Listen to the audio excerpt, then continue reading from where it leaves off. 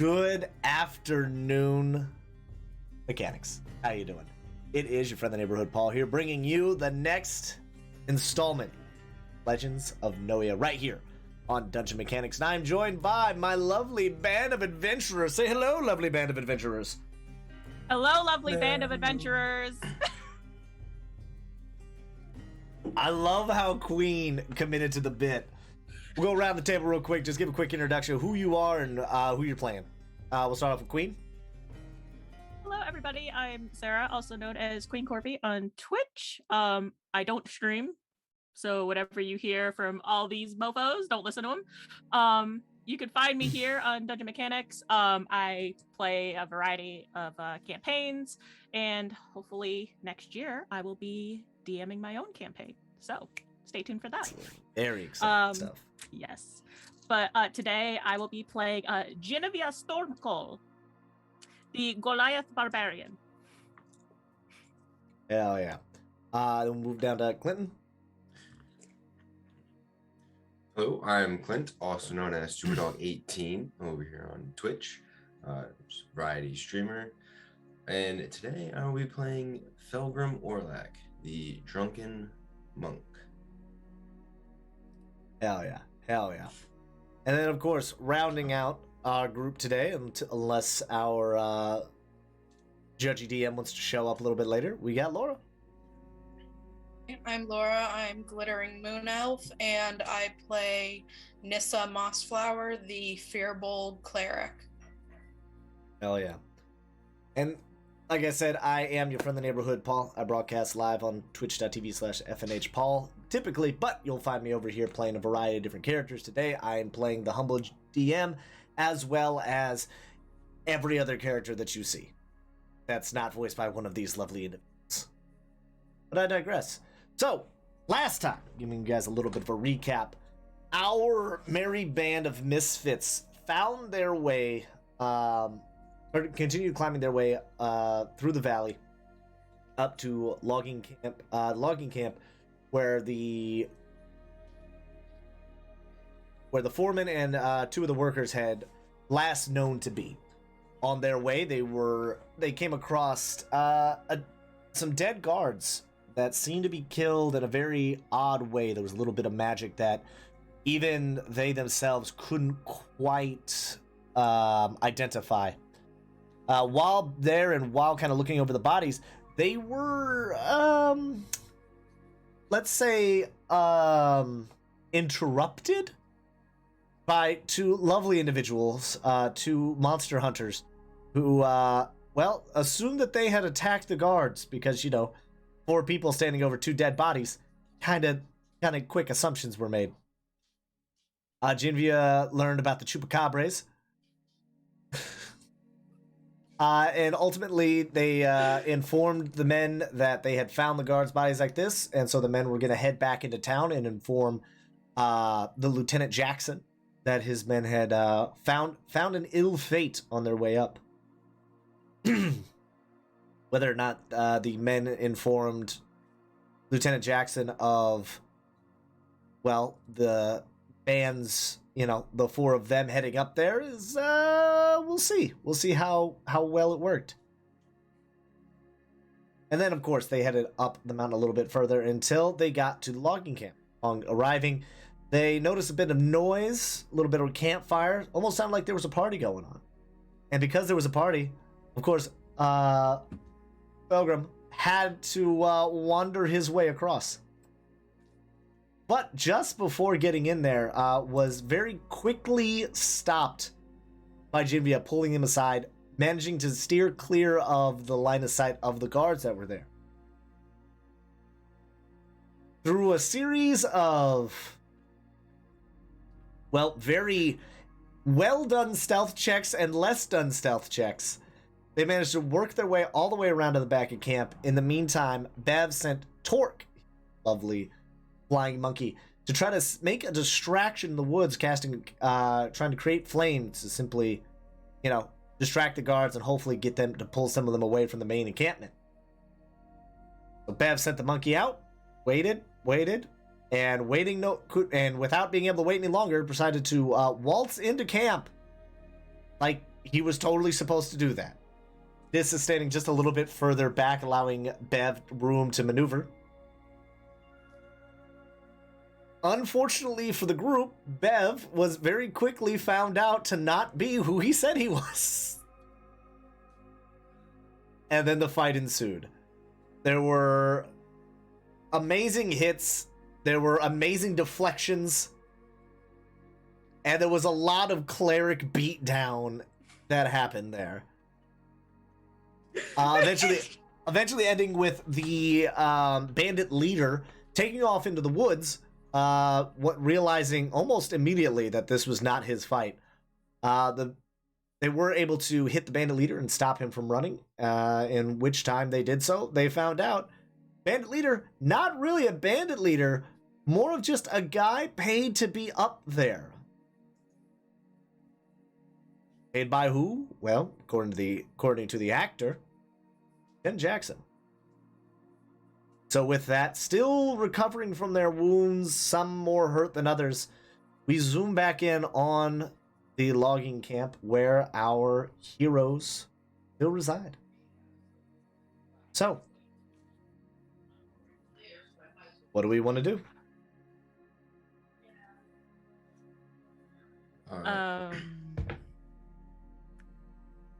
Well, last time we left off pretty much with Felgrim bringing back the captain, so he's gonna set him down on a log. Hey, this guy says he's not real. Lieutenant Jackson bought him off. Genvia, who's clearly exhausted, like plops herself on the log seat, and she's just like, Jackson sent him?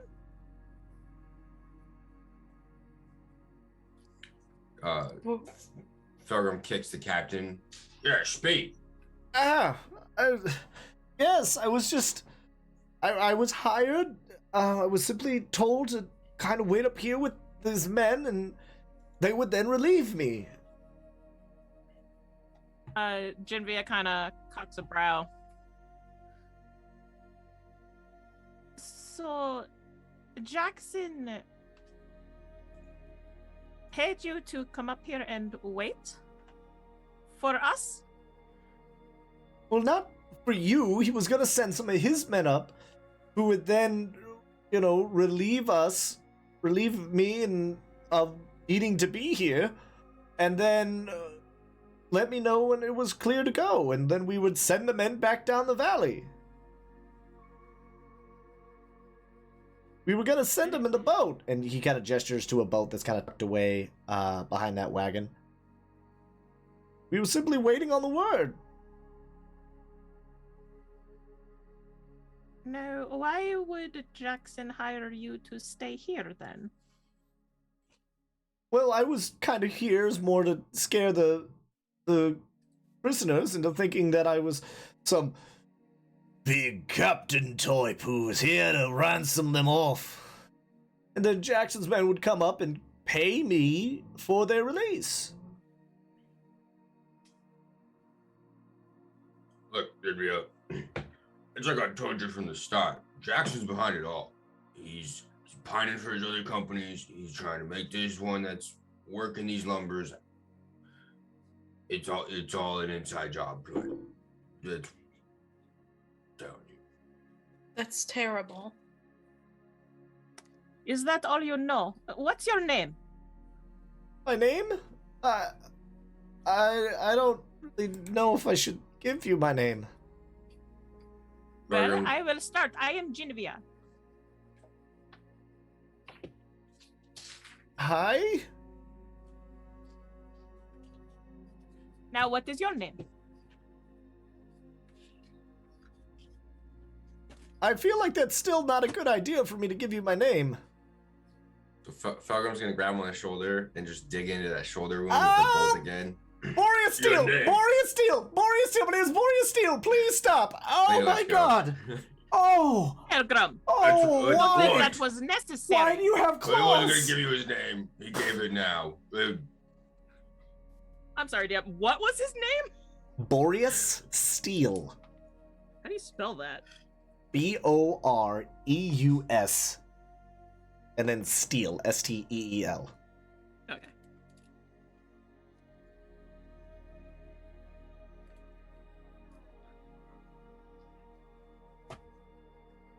There's more to getting information than hurting people, Felgrim.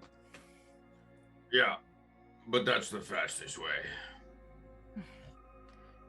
Especially when they're weak chumps like this. He's about to say something, but then he looks around at the campsite and seeing the bodies of everyone, and he's just, nope. Well, Mr. Steele, is there anything else that you know regarding to this job that Mr. Jackson sent you on? Well, I mean, I guess I don't know. I was sent up here. I kind of got here with everybody else, and then the foreman the foreman and two of the guards, two of the other workers didn't like it, so they fought back. And our friend, well, you kind of already met him. He got gestures to the berserker. Didn't really like it, so he killed him, but he then had the kobold scratch him up to make it look like it was an animal attack. And then we kind of just kicked him down the river. So you were responsible for the bodies that we found? Whoa. He kind of puts his hands up. I wasn't responsible for the bodies. That was Toe. Toe was responsible for the bodies, pointing at the berserker. Right. I don't know if that's his actual name. That's just kind of what he kept saying whenever we asked him. I want to roll an insight check to see if he's Go for not it. holding back anything. Jinvia believes he's telling everything. That's a 3. Jinvia, not what is called people person. Very trusting, very trusting. So, you know, Can I Felgrim roll one? Uh, Check. Yeah, sure. Everybody can roll one. Nissa can roll one too. Jinvia just Okay. nods. Yeah, 13. Okay.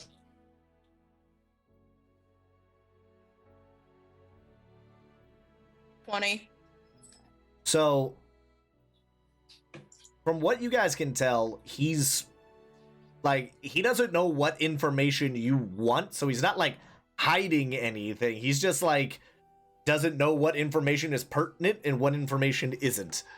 So he's giving whatever information you're getting at, because like he's very much aware that like 1v4, he's not winning this fight, even in your guys' weakened state.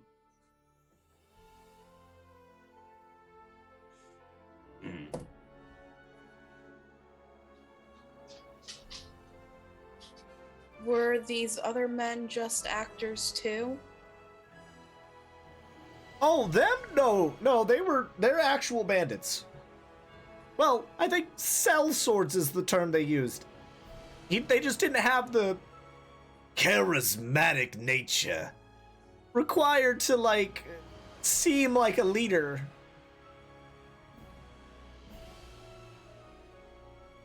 Minus that one. He was the one actually in charge, but he doesn't words well. Or didn't words well.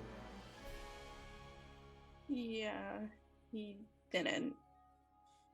He did laugh an awful lot, though. It Yeah, was so- rather unsettling. Yeah, that's a term that could be used. That's a term. Yeah. Until you gloriously caved his head in. Mm. And Nissa just kind of starts praying under her breath. Jinvia kind of like crosses her arms. It kind of looks to Felgrim and Nissa and Bev. Well, I think this is all that he knows. I don't see to keep him around any longer. Perhaps we should let him go now? I think we should hold on to him until we bring him back to Harbeck, because I believe Harbeck wanted some sort of proof of what happened. He can tell Harbeck what happened. A look of realization hits Genevieve's face. That's right. He did want proof. I completely forgot. No, so you're not going to kill me. No, why would we kill you? He looks around at all the bodies. Genevieve's like, to be fair, that was self-defense. Everyone is gonna put a hand on his shoulder, but not apply any pressure. Just put it there. Well, he still flinches. Like, you behave yourself. We won't need to go to those extremes. And then he's gonna pull out rope and start tying him up, tying him up. Give me a. You're gonna hog tie him. I'm gonna hog tie him. All right, give me a sleight of hand.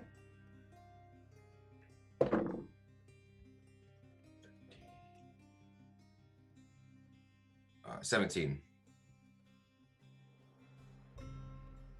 Okay. So you go and you tie him and you kind of get him around the wrist and you're getting him literally around the wrist, around the ankle. Yeah. Okay. So you're going and you get him tied up pretty good. You think you're like, yep, that's good. That's good.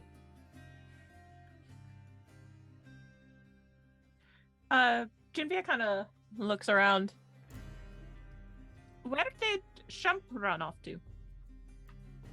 Shump left before everybody went into the camp. Well, is he coming back? I don't think so.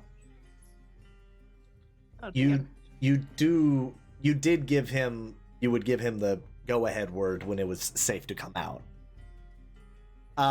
Bev is like, actually, I think, give me a moment. I can't remember what voice he uses now for Bev, so. Hi, I'm Bev. I'm gonna go check now. That's what happens. You're not here. This is the voice your character gets for the rest of the episode. All right, hang on. Let me go check to see if I can find him. Bev heads out along the bridge. Chomp! Chomp! Chomp! Eventually, he comes back with Shump.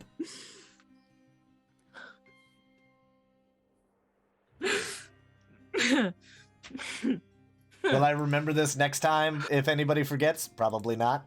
But it's funny in this moment. So yeah, Shump comes back and Shump is kind of looking around at the bodies very wide-eyed, holy crap. Oh, Shump, there you are. Are you hurt? He just shakes his head.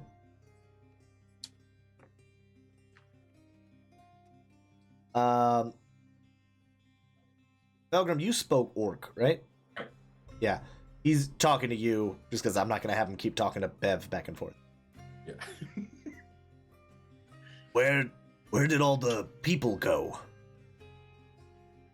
Were there any survivors? Oh, yeah. We freed them, and they ran off. In the heat of battle, they ran off. He looks and he can kind of see a trampled path heading. They didn't cross the river right there. It looks like they ran. They didn't try to run across the bridge because obviously that's where the fighting was. So it looks like they just took off down the forest, and it looks like they just kind of kept running. They weren't so much concerned with what's the safest route to go? It's more of what is the fastest way we can move to put distance between us and them in case that our saviors lose. So you're not sure where those guys are, but you know they did not take the fastest route down.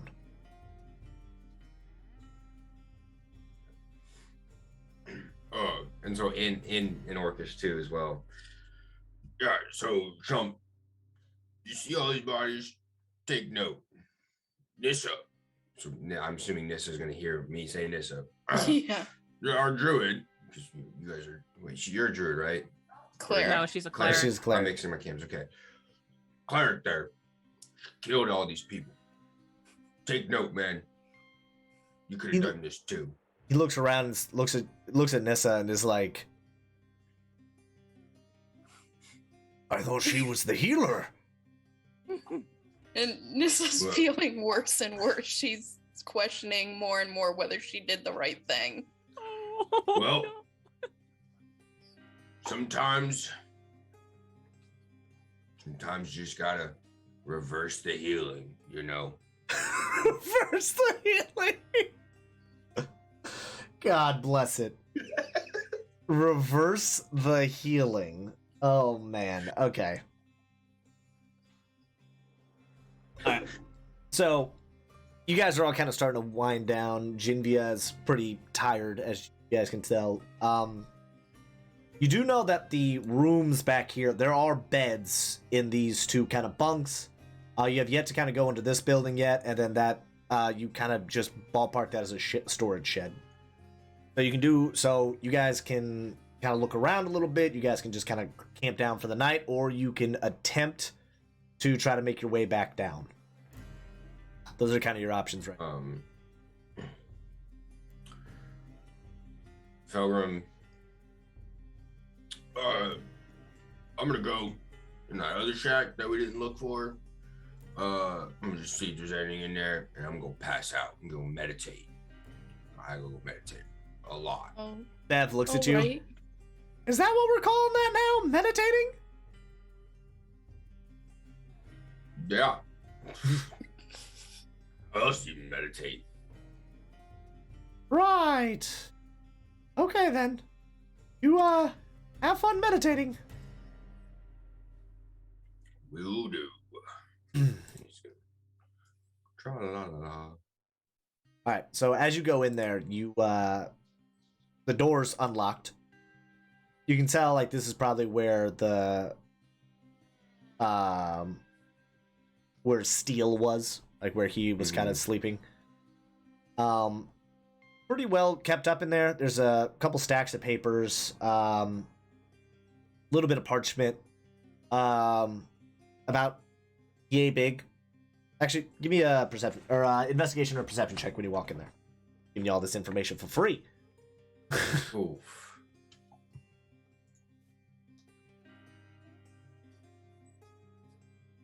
Six for perception. 6 for the perception check. Okay. Well, you are a little tired and you are a little buzzed.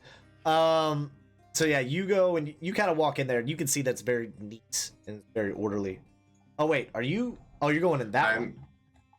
Yeah. Oh, my bad. I thought you were going up here. Never mind. Yeah, that's just a normal bunk. My bad. I was looking at the wrong spot. So yeah, you walk in there and that was, you could see where the other men had already been, because this was one that I think you guys threw open. They just kind of ran out. But you go in there and there's a couple little odds and ends, nothing too crazy. Like the guys don't really bring that much up, from what you can tell. There's a couple hand axes. Most of them look pretty cheap. It looked like it's pretty well, pretty quickly made. And then like the beds that are pretty well, little small straw beds. Nice for what they are, but you can tell they're like, yeah, we're not gonna put anything too fancy out here because it's just gonna get destroyed. So yeah, you go in there and you find yourself a nice bunk, top or bottom, whatever you want to be.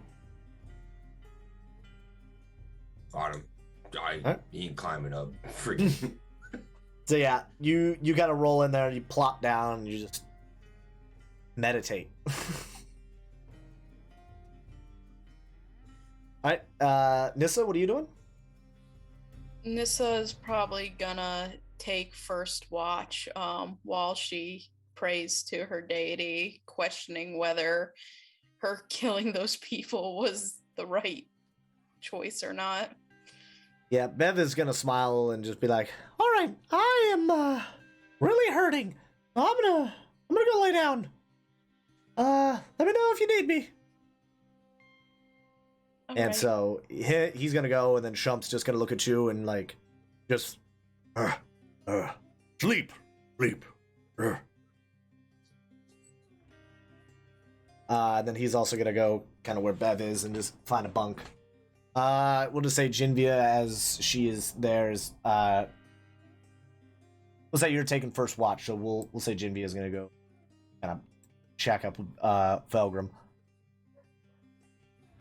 So while you're there, go ahead and roll me a perception check. All right.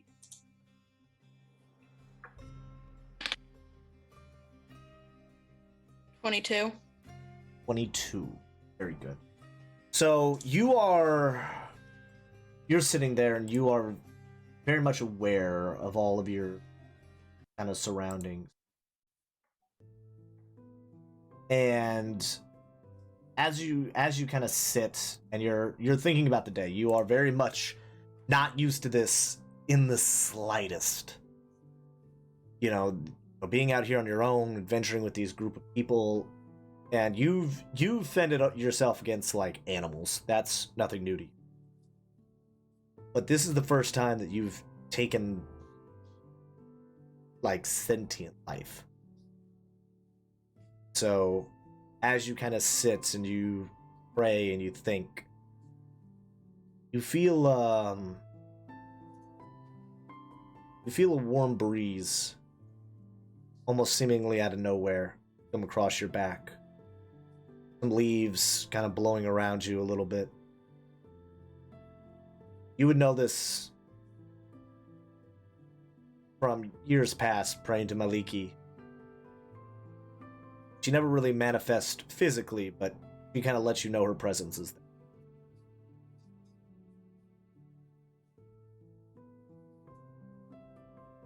What do you want to say to her?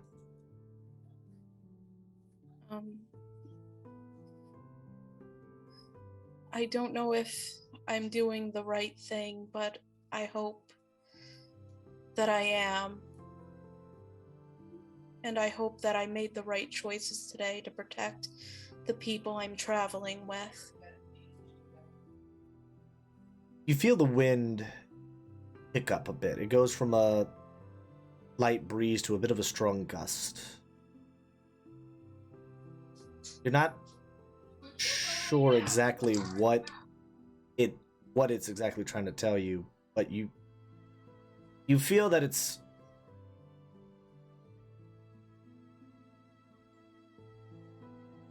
you hear almost a whisper through it.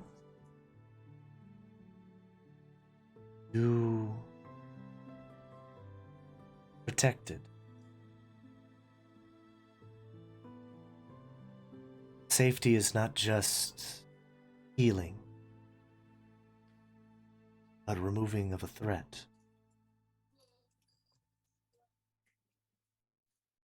Heal and you remove a parasite. You don't worry if you're hurting the parasite, right? No. That is all they were. Leeching off the faith of good men.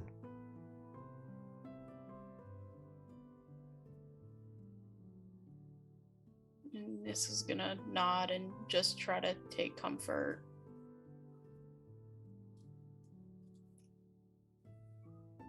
You believe what you did was correct? I think so. You feel the wind pick up a little bit? Think so?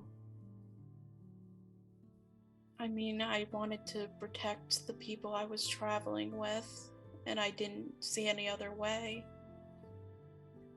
But then I ask again. Did you do the right thing? Yes. The breeze goes softer. You can kind of get the smell of flowers. And that is what you need. Be sure. Hesitation, not your friend.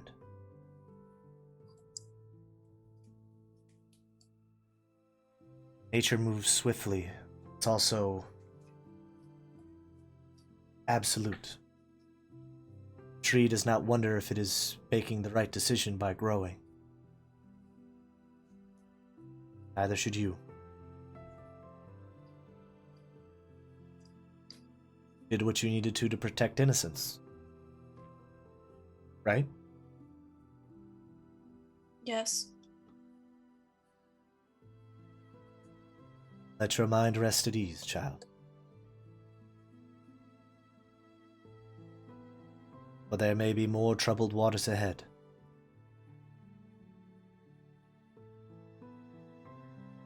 And Nissa's just gonna nod. Feel the wind almost kind of wrap around you, and once again in that kind of warm, also, you can almost feel it's almost like a warm. And then the wind just kind of dies down, and then all your senses kind of come back. You hear the fire kind of crackling, and you see Boreas kind of still laying there on the ground where you guys had tied him up. He's kind of looking at you a little confused just because you kind of you weren't speaking verbally. Everything was, the wind and everything was still moving around you, but it was like, you know, you had your eyes closed and you were focused on the moment. So he's kind of looking at you like, what the hell just happened? And Nissa's just going to kind of wave at him like, hi? He kind of does one of these like, hi? And just because she realizes that he's not completely a bad guy, she is going to offer him a blanket out of her pack to help keep him warm. Yes. Yes. Thank you. He's like still confused because he's just like, I don't know what to make of you people. I'm sorry that we've met under these circumstances. I can't exactly say that I'm one to, I didn't exactly make great choices getting here. I appreciate you taking pity on me. And you kind of drape the blanket over him. He just kind of smiles up at you. What? Why are you here anyway? Does it simply money, or?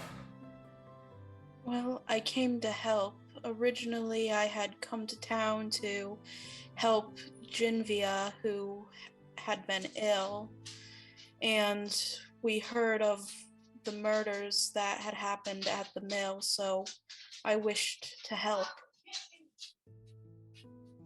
Fair enough, I guess. Well, thank you for sparing my life and for the blanket. I think I'm going to, well, I imagine I'll be sleeping in worse conditions soon enough, so I'll try to get some sleep now. And Nissa nods. And you see him kind of like shift around a little bit underneath the blanket.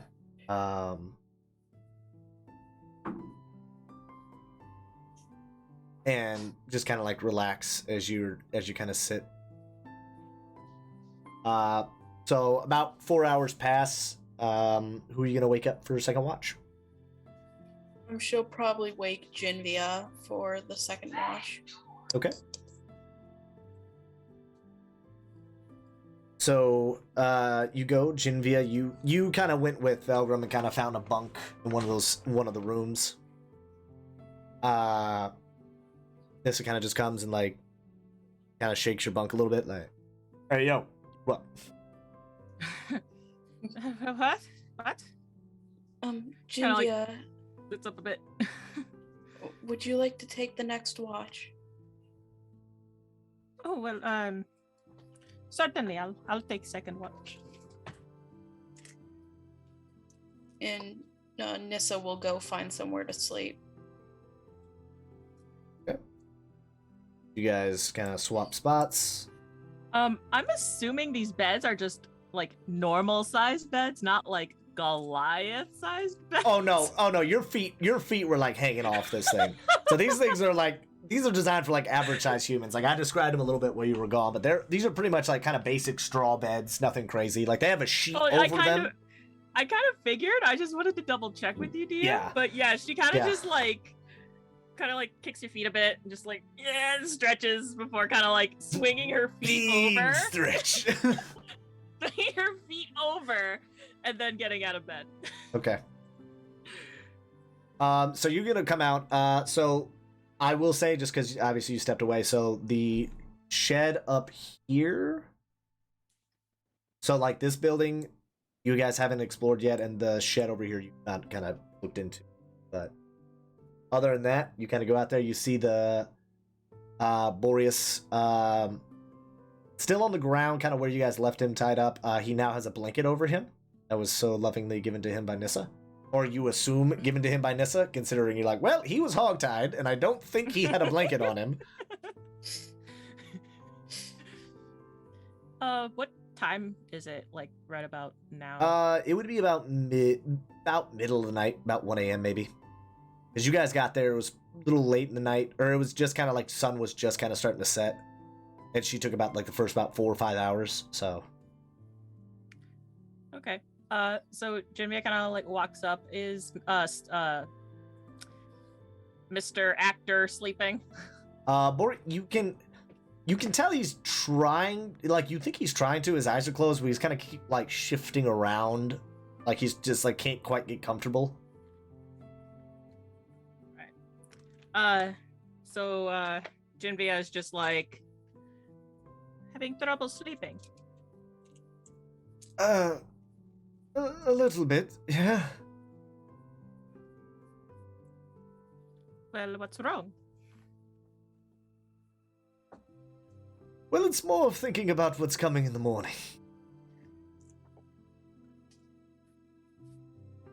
That is fair. She kind of takes a seat on the log and kind of throws like a piece of firewood into the fire. You guys have no problem finding wood. So tell me, did you know that this job had malicious intent? He kind of... He's like laying on his side, so he's like he can't really look away. I mean, I thought I would have to maybe rough some people up, you know, hit a guy, threaten a guy, all that stuff I've kind of done before. But I didn't know there would be actual death, I didn't think we'd actually kill anybody, but they fought back, and then Toe just started smiling and laughing and took down one, and then the other, and before we could get a hold of him,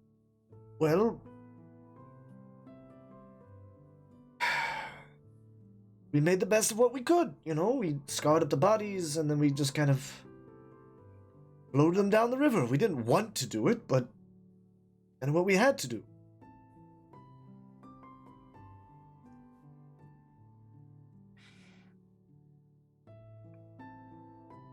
Why would you be willing to do a job like this?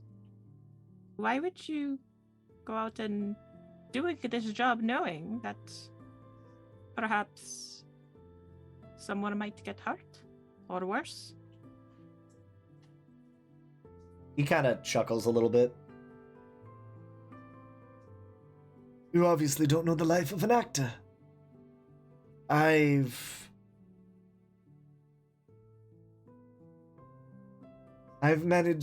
lived off nothing but water and stale, moldy bread for weeks at a time. I take what jobs I can for what money and I can for food to survive. I'm not really in a position to turn down a paying gig. Not a lot of people are necessarily lining up to hire, scruffy-looking actors. Well, why wouldn't they? Oh, everybody wants an actor who can sing, and I, well, couldn't carry a tune in a bucket, so to speak.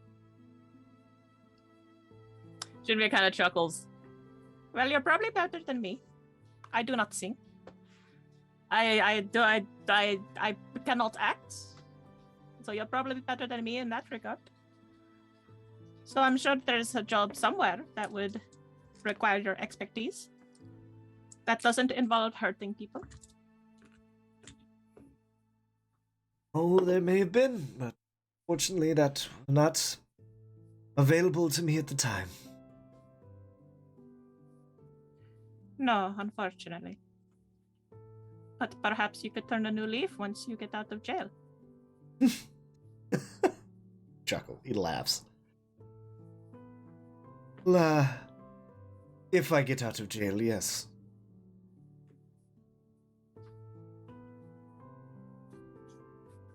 Jimmy, go ahead and roll me a perception check.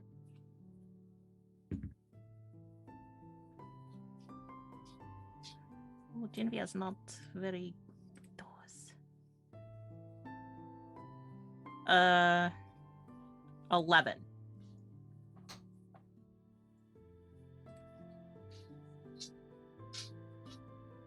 So as, you know, you're sitting there, you're kind of talking to him, and you're, you know, trying to chat him up a little bit. Obviously, you know, the hours kind of wean on. What were you going to ask him there? I'm sorry.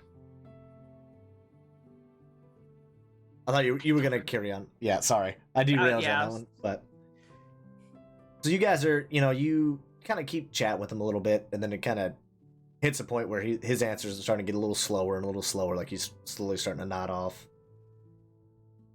Yep. So all he has is that blanket, right? What do you mean? So he's tied up, Mm-hmm. and all he has is the blanket around him. That's it. That's all he's got right now with him. As far as you can tell, yeah. Jinvia is going to take out her bedroll out of her bag. And she's gonna kind of like lay it out like next to him. Here, I'm sure this is probably a little more comfortable than the cold hard ground. He looks up at you like just utterly confused, but is also not in a position to really turn it down, and he kind of like shifts as best he can onto the bedroll. Thank you. I know we did not meet in the best of circumstance, but it seems you are a victim of circumstance. Perhaps you will pay for your crimes, but there is a chance of redemption for everyone if you start making the right choices.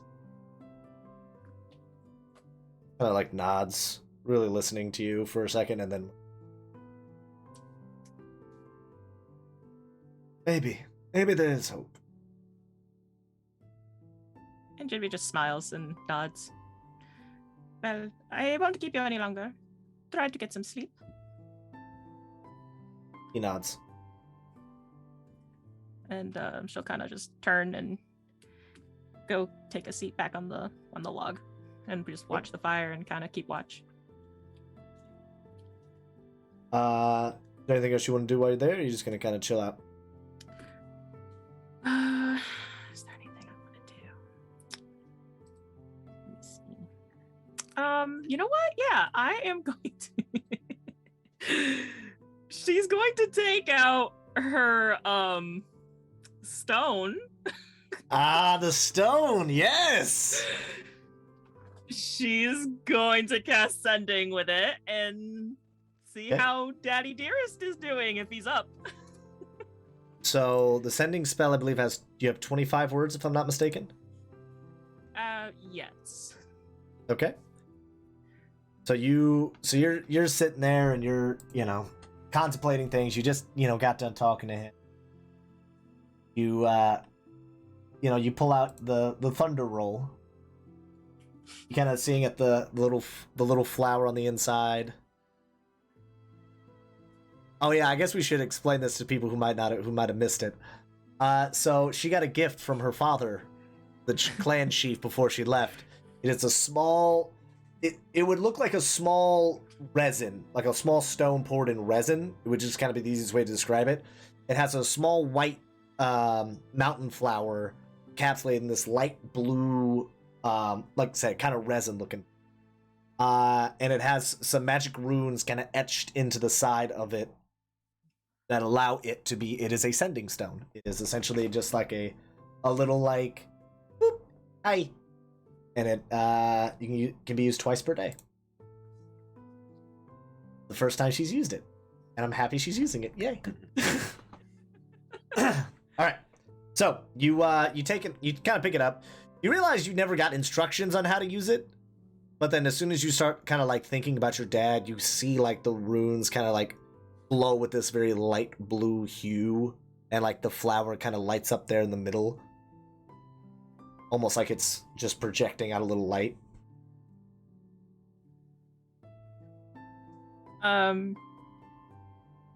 She sees this and she's just like, hello, father. It's me. Hope you're well. I'm okay. And safe. We'll call back soon. That's it. You send it, and you don't hear anything for a little while. Assuming at this point your father's asleep. And then all of a sudden you hear back. Genevieve! Flower! What are you doing awake? Well, I'm assuming you're fine, and that's not some code for your papa to come save you. Look, I just want you to know that I love... And then it cuts off.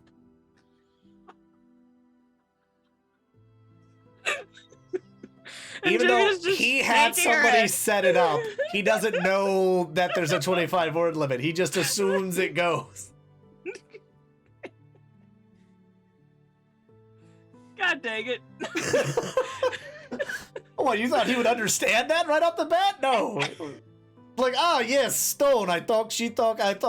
Great. I have a feeling he's gonna try to find someone else to be like, you better make a stone where I don't have a limit. Like, after midnight, it's unlimited. I need nights and weekends. Nights and weekends, sir. All right, what is this 800-minute limit? God, remember when we had stuff like that? Oh God. Yeah. Yes, I know. We're ancient. If anybody was like, "What? We always had unlimited text. You had to pay for the text." I'm pretty sure all of us are older than Google, so you know. Here. But, I remember when I had to ask Jeeves. All right, sorry. Derailed. All right. Yep. So did we just father? And she just puts the stone back in her pocket. And that's probably all she's gonna do while she's on watch. Okay. So rest of your watch goes. You hear like a little bit of movement around the woods, but nothing crazy. It sounds like small animals. Nothing wild. Chupacabra? Got him! I'm gonna have to homebrew a fucking demon thing now. I'm gonna have to homebrew this monster. All right. So your kind of watches up. There's still a couple more hours before daylight. Who are you gonna wake up? There's only a few hours left for daybreak. Yeah. I'll just let Felgrim sleep. I mean, you can wake up Bev. Bev is an option. Oh, that is true. Yeah, Bev, get the fuck up. All right. So how do you want to wake him up? So Genevieve is going to go into the hut that he's kind of sleeping in, walk in and kind of just tap his shoulder. Bev, it's your turn for the watch. You see Torque kind of like pop up on the bunk above him. Just.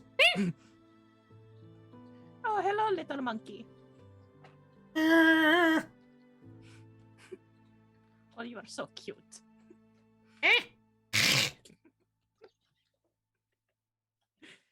You Kinda have like- hairball. Bev kind of wakes up. Back it off! Torque, not being rude.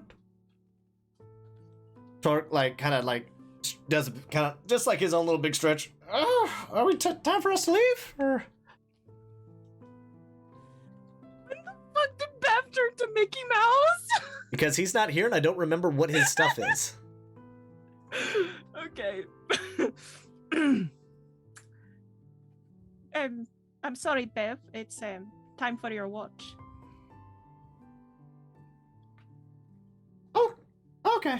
All right. I'm up. He kind of like holds his arm up and like Torque hops onto his hand and then onto his shoulder. Like, all right. Anything crazy happen? No, it's all quiet. I Okay. would recommend put some maybe a couple pieces of wood on the fire when you get over there. Okay. Well, with that, I will go back to sleep. Okay. Good luck, Bev. And Genevieve will go back to bed. Okay. We'll just pop you right there. Okay. So you are. So yeah, you kind of lay down. You go back to bed, and Bev's out there. Let's see. We'll see if.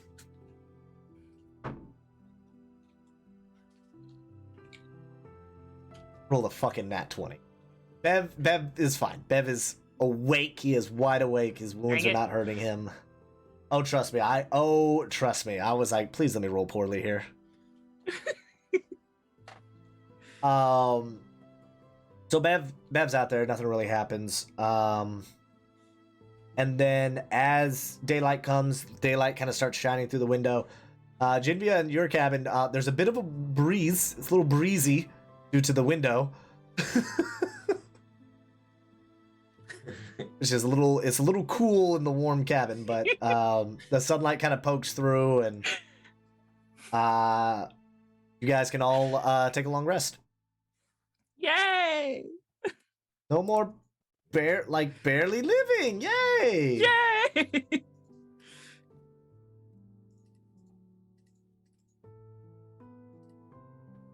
Okay. So as you guys kind of begin to filter out, go ahead and give me a con check to see kind of who's waking up first.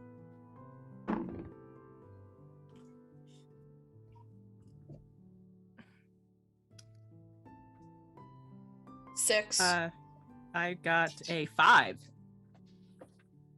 I got a 10. So Shump wakes up first. Shump very quietly kind of works his way around. Going out, he goes out and he kind of walks across a bridge and he starts walking out into the forest, kind of starting to collect, a little bit of fruit, little things of that nature to for breakfast, just like little stuff to kind of throw in there. And then Elgrim, you were gonna end up rolling out of bed.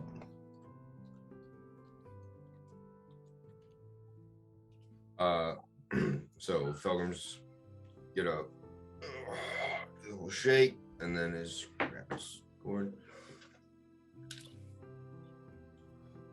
He's gonna walk outside and see what's all going on. So as you get out there, you see Bev is, kind of feeding the fire, just some twigs, keeping it low. Kind of nods at you as you kind of are waking up. You see, thinking on his name again. Mr. Steel. Boreas. Yeah, Boreas. You see Boreas kind of laying there, and what's weird is you're looking at him, and he has his hands under his head.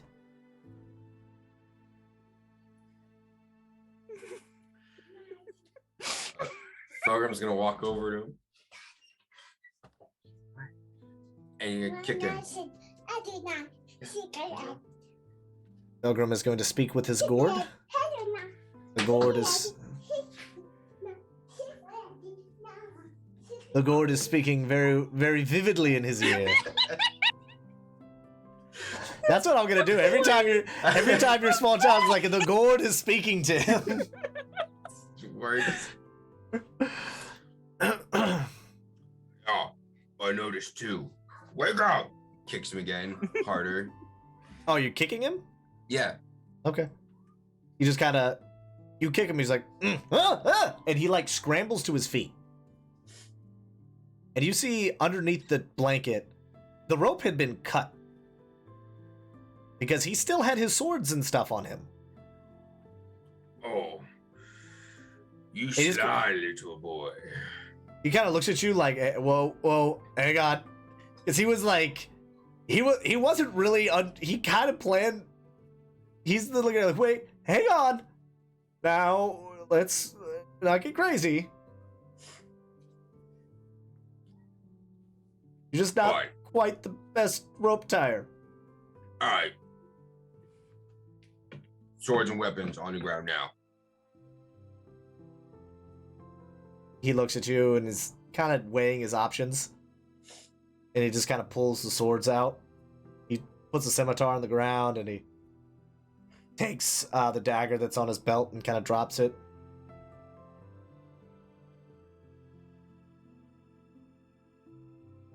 Just kind of holds his hands up like, all right, look, see? Felgrim's gonna walk over and gonna kick him away from him. Sit down. He sits on the log.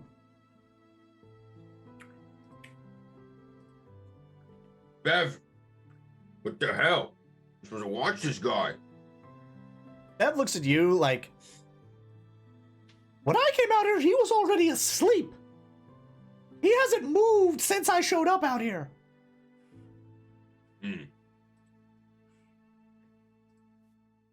Women. He's gonna sit down on the log as well.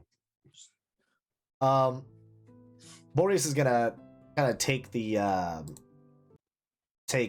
blanket and kind of fold it up, like kind of shake it out and fold it up. Same thing with the bedroll, kind of shake it out a little bit and roll it.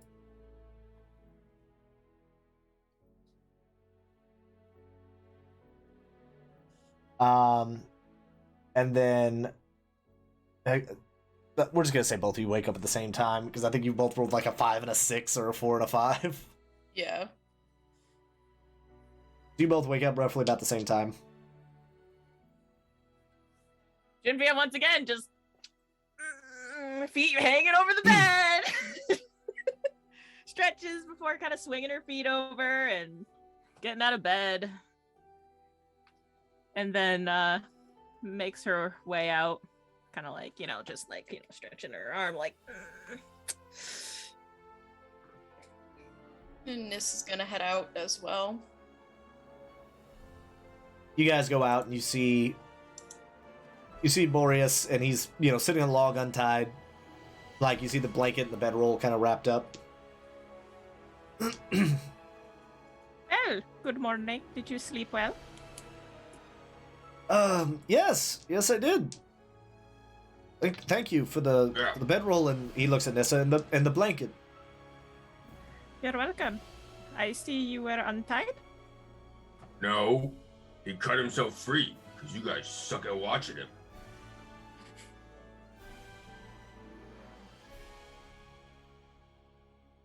And she kind of just folds her arms. And to be fair, I don't think there was any use in tying him up, but I mean, he kind of like looks down and kind of like kicks his dirt a little bit. I was full on going to run away as soon as you guys had your back turned. And Jinbei then kind of like tilts her head. Well, if you cut yourself free, then why did you stay? Well, you were kind. If I had run off, I would have either A, and got the wrath of what you did to everyone here, or I would have had to deal with Lieutenant Jackson, which either way wouldn't have been great. So I kind of figured I would just kind of hang out.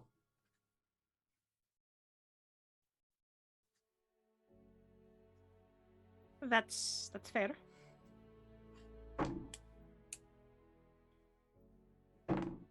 Fergum's just gonna look over him to his side. Don't think you can try anything else, though.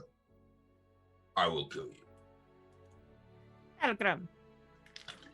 We need him alive. Well, that's no. We'll see. No? That's Carol up was to gonna him. say, don't we need him alive? It would be easier to provide proof to Harbeck if he were alive to tell him all that he told us. Yes, we need him alive. Otherwise, it's our word versus theirs.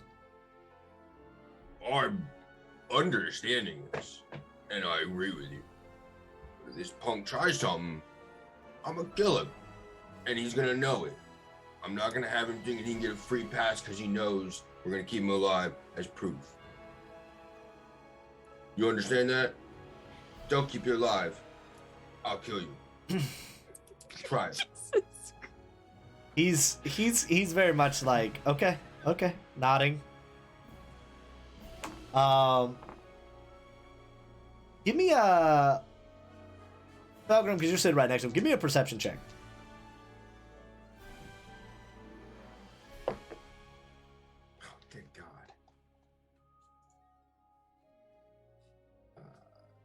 7. Yeah. You're kind of looking at him, and you can tell he's a little nervous. But like aside from that, like it doesn't look like he's about to do anything. Like he doesn't look like he's about to take off running or anything like that. He's kind of like scooching away from you a little bit, but that's also just so that way you can't like reach across and grab him.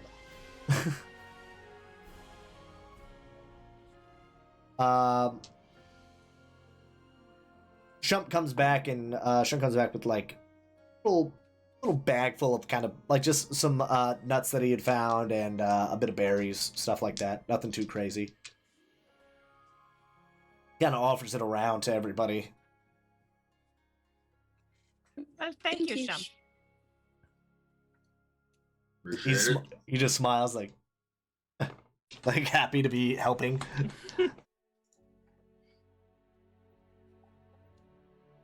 All right, so what do you guys want to do? Genvia kind of looks over to Boris. Were you supposed to meet back with Jackson once his men relieved you of your spot? Well, we were going to send them down the river, and we were simply going to go the other way and just kind of disappear into the valley. So you weren't going to meet back with Jackson? No, it was all supposed to be with the guards would come to pay us, they would then load up the prisoners on the boat, and they would sail the boat down the river, and then that would be the end of us. Do you know where they were supposed to take the prisoners? I believe back to town. It was supposed to be the heroic deed of the lieutenant and his men to save the people from the bandits.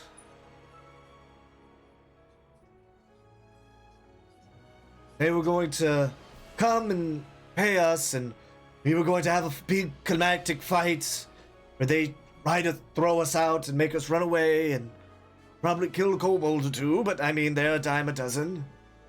And then free the prisoners and then ride with them downriver.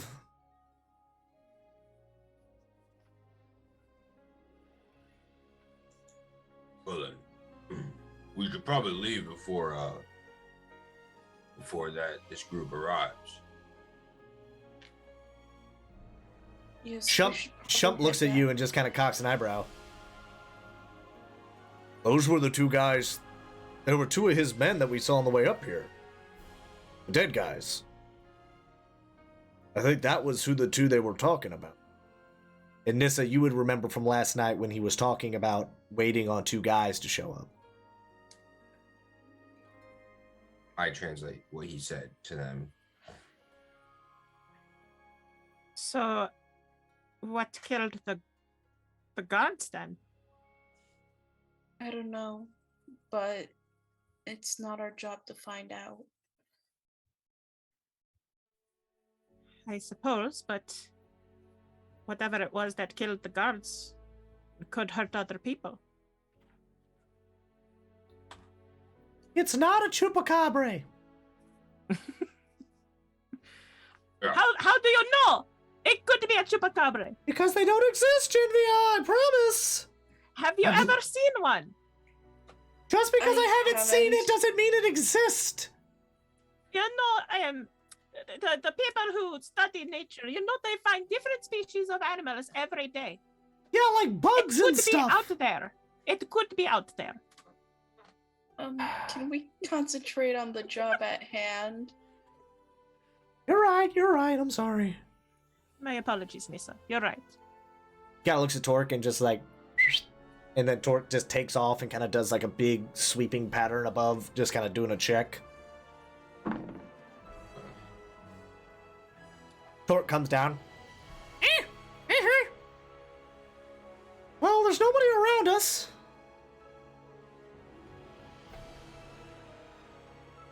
Felgram's gonna look over at the captain. Did say, Bordius, did you guys ever come into contact with a couple of monster hunters?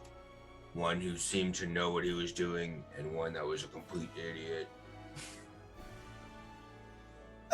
No, I can't say I have. You didn't hear any of the kobolds mention it? I don't speak kobold. Worthless. All right. Pretty sure. Do you He's- speak he's a- kobold? No, don't be absurd.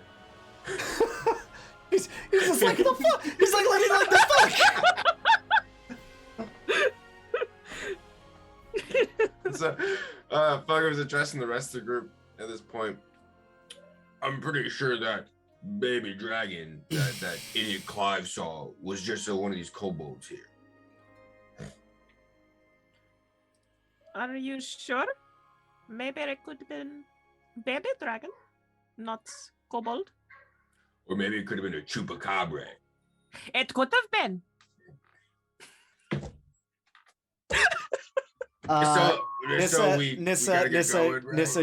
Nissa, give me a history check. Okay. I'm so sorry. 17. You know that there has not been a dragon here in centuries. Like in this area of the continent, like dragons are like non-existent. They typically stay up in the mountains and along the coast. Where you are here, it's like it would be absurd for a dragon to be here, especially an infant. Genvia, it's very unlikely that a dragon is here. They stay more towards the coast and the mountains. Well, perhaps, but we did encounter those malnourished wolves. They were supposed to be up the mountains, and they were here. Maybe something's going on. Well, again, let's take care of this job first, and then perhaps we can figure the rest out. All right. Well, what do you recommend we do? Do we go back to town, or do we just wait around here? We have to go back to Harbeck.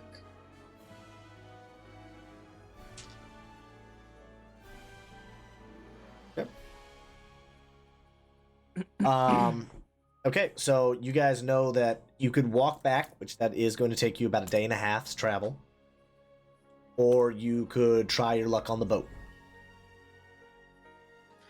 Genevieve's gonna check out the boat. Okay. Go ahead and give me an investigation check. With advantage, because Bev's gonna go help you. Okay, thank you. I was like, Bev should probably just be giving the help action here. Like, I don't... So a 16.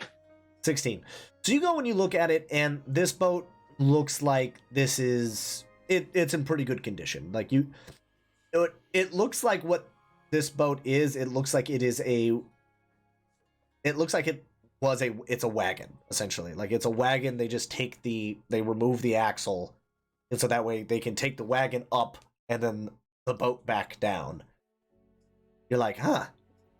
And then Bev's kind of looking at it like, oh yeah, dwarves love doing crazy stuff like this.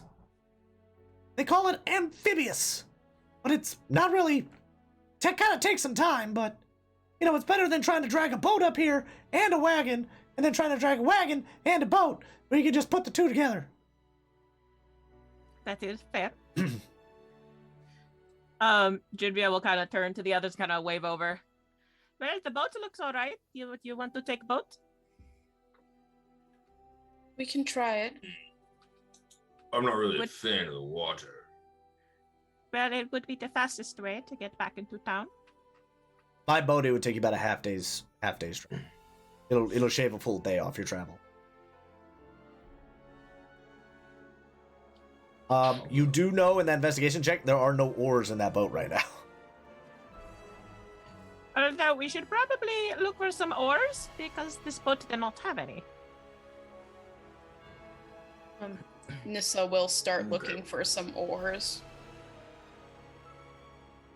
Felgrim's gonna look in this. Oh, I didn't work. This building. Okay. For the oars.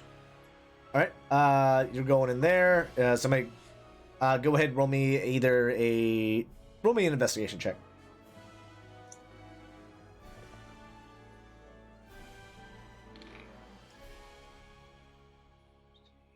$17.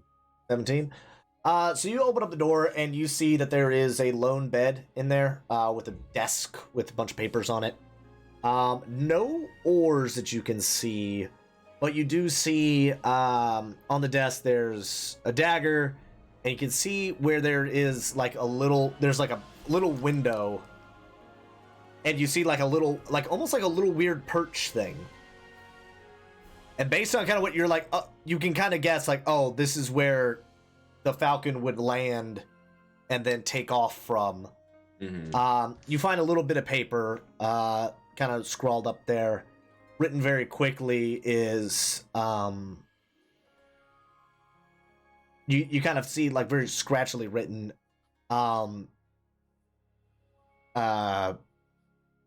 bandits coming your...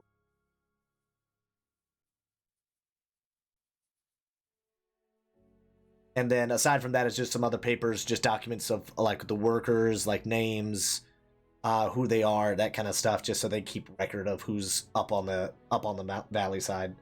But no oars that you can see. Okay, so Felgrim's gonna take the paper, and he's also gonna snag the dagger. Okay. Dagger looks pretty... Nothing too crazy with it. It does look very old. Like it's been around for a little while. The handle you can tell the handle's worn, but there's also a lot of intricate like carvings into it. It's a bone handle. And the blade is aged, but it's also still very sharp. If you were to guess, you would assume it was the foreman's dagger. Shump kind of like, you hear Shump like rattling around in the shed, and he steps out and he's just got like 2 oars in his hand, and then a bunch of like axes and like a bunch of other things kind of start tumbling out behind him as he's like, oh. Genevieve's gonna hear this and kind of walk over.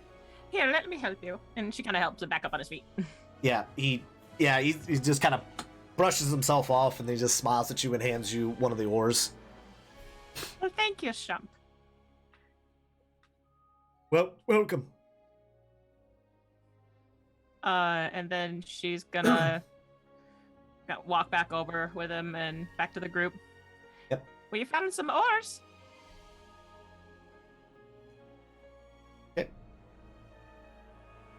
All right. Farms will walk back to the group as well. Or I guess everybody's coming to him. Yeah, this piece of paper. It looks very hurriedly written that says bandits are coming your way. I don't know if it's really pertinent or if it... I don't know if they were trying to warn the actual foreman or this pretend captain here. That was for us. He kind of points to himself. That got here about, well, a day before you got here.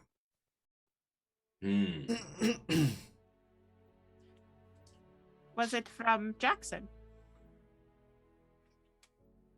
I mean, it came from one of the birds in town. I'm not sure if it was from him. He's never really wrote anything.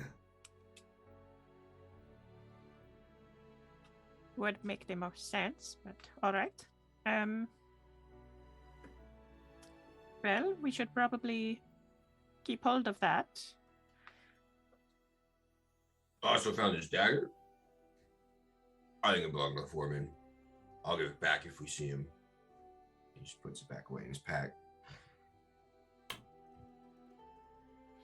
Would one of you two like to inform him that the foreman is dead? The foreman is dead, Felgrim. Oh. I'll keep it then. He's very old, probably been around a while. Don't want that to go to waste. All right, so you guys, you guys kind of load up. I assume load up into the boat at this point. Yep. Okay. Load our actor friend in. Okay. So yeah, you guys have 2 oars. So here's what we're gonna do for this. We are going to do a. I will let you do an acrobatics or athletics check. For this, so everybody will get, and it'll kind of we'll do it. So we'll kind of have you guys like switch off who's rowing, because obviously between the 4 of you is going to be kind of passing back and forth, because Shump is just kind of there. And the captain has no real reason to like paddle. He's just kind of like him and Shump are just kind of in the middle, and then you guys are kind of passing the oars back and forth throughout it. So we will do 3 checks each, and then we'll kind of average that out. And depending on how well you guys do, you guys might go a little faster, you might go a little slower. So you guys are going with 12 checks. Critical natural 20s count as 2 successes. Nat 1s count as 2 failures. I'm gonna say the DC on this is going to be a 12. If you roll above a 12, it's a success. Okay, I'm gonna be rolling for Bev. If you have too many fails, Boat goes under. well, because I believe so, it's gonna be 12 rolls altogether. So if you guys get 12 passes, 12 successes, then you guys get there no problem. If you guys get 10 successes, you guys, it's a little slower, but you guys still get there. If you have more fails than successes, it'll take you longer. You'll get there at night versus in the middle of the day. If you guys end up with 10 or more failures, the boat crashes, and we'll roll to determine how far along it goes. Fair enough? Okay. Yep. And I'm gonna roll these with a disadvantage because I still have exhaustion level 1. Oh yeah, did you take 2 levels of exhaustion? Yeah, you took 2 levels of exhaustion. I took 2 levels. Oh yeah, And I that's cleared fun. 1, so... Oh god. Sorry, guys. All right. So yeah, either acrobatics or athletics, whatever's higher for you guys. And you're looking for a DC of 12, so nothing too crazy, because it's not too wild of waters. And we each roll 3 times. Yeah, you each roll 3 times. Okay. Uh-oh. We lose. Yep. Lost Queen. No. Oh no! She's off the boat. She's off the boat. Jinvia That's why drowns. I don't like water. And down goes Jinvia. All right, we'll adjust here in a moment. So yeah, just go ahead and roll, and then when she comes back, we will adjust.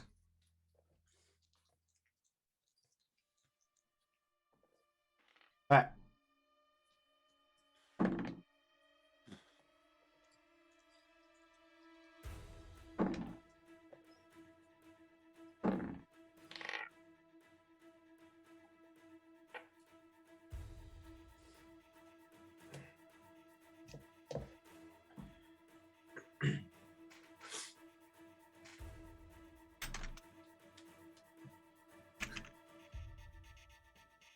I am so sorry about that. My power freaking went out. Oh, No, you're good. fine. You're fine. We saw that, and I was like, all right, no big deal. All right, so we will. I need to.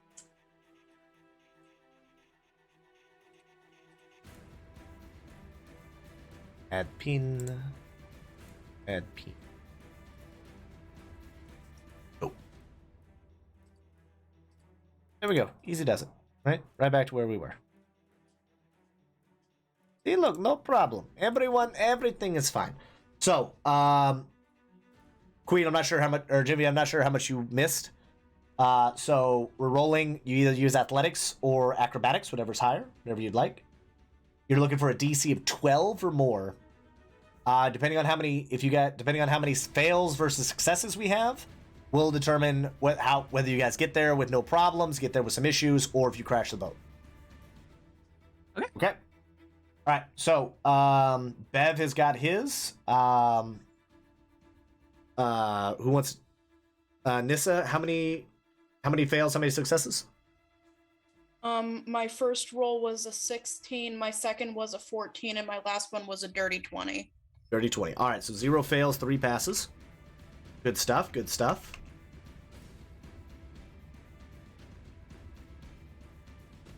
Felgrim.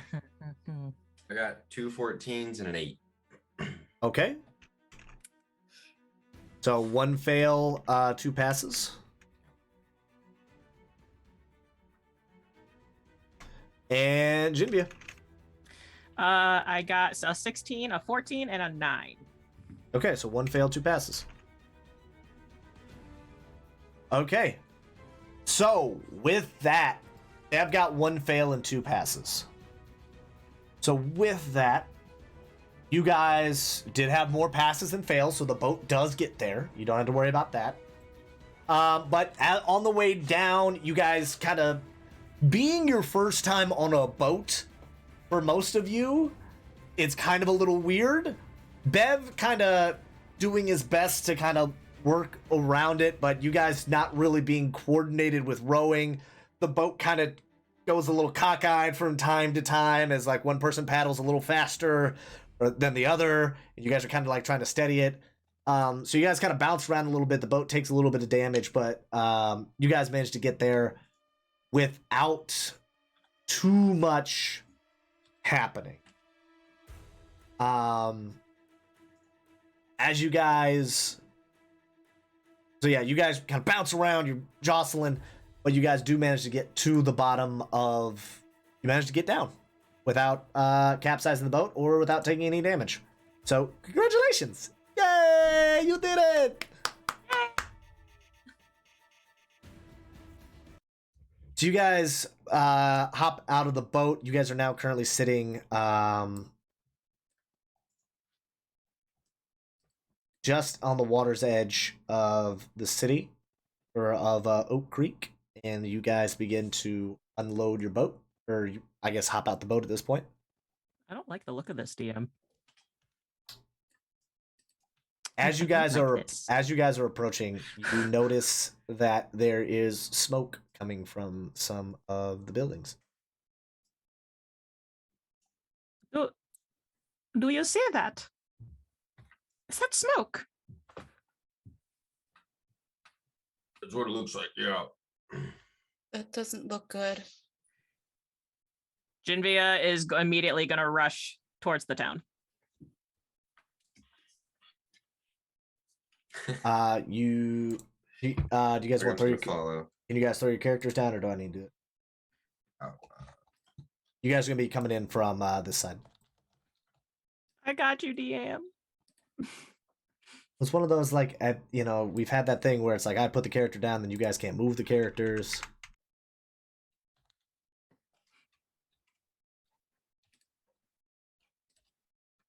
Right. And maybe, possibly,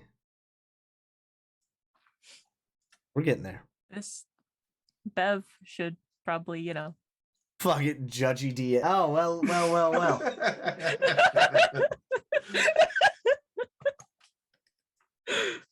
We will actually right now. We will take a break so that way we can get our fourth player in here. So we will be right back. Don't go nowhere because we have some more shenaniganry to go.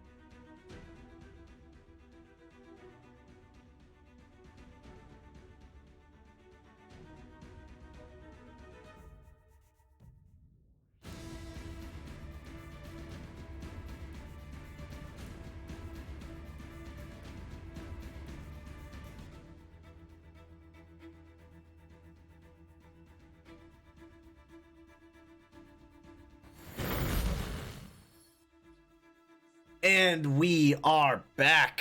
And of course, now we have our lovely Bev. So let's kick that cam on. Oh, look at him. Look who decided to join the game. Love to see it. Love to see it. How you doing, Bev? Good. Good. He just couldn't get his... awake. Yeah, he's awake. It happens. It happens. It'd be like that sometimes, you know? Yeah. He was just trying to get his hair right. That's all it was. Yeah. That's why it took so long. The whole time. The whole time, just the hair. All right, so you guys are back into this. You guys get back to Oak Creek. You guys had managed to narrowly, but you managed to kind of work your way down the river in this kind of makeshift boat. Well, not really makeshift boat, but the boat. And as you guys are pulling in the city, you can see one of the buildings looks to be smoldering. The mill specifically looks to kind of be on fire. And as you guys kind of get in there, you can see a lot of the... It doesn't look like there's a lot of people in there in town as you guys kind of hop out and kind of work your way in. For the sake of it, we're going to say this is the mill. And then this is the blacksmith shop. And then that's the axe pommel right there. So, you guys roll up. Go ahead and give me a perception check.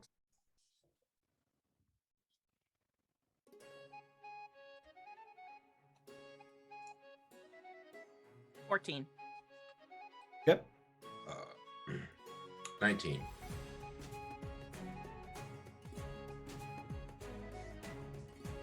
I can jake with this. Right?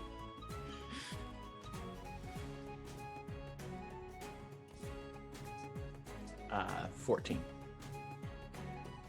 14. Nissa, what do you got? Oh, you're muted. 17. 17. Okay. So as you guys kind of get into town, you notice that there's a lot of people that the town wasn't very bustling to begin with, but it looks like a lot of people have cleared out. You see in the street.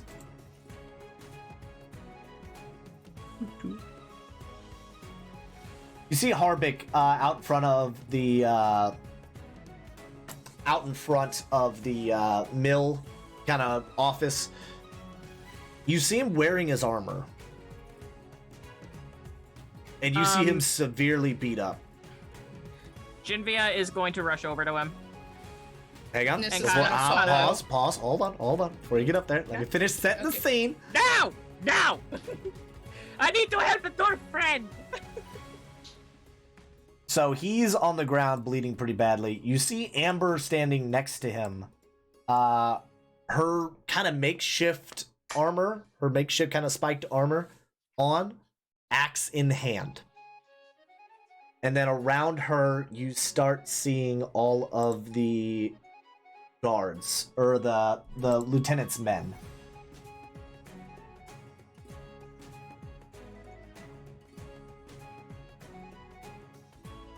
Or at least you notice a few of them sitting outside of the axe pommel.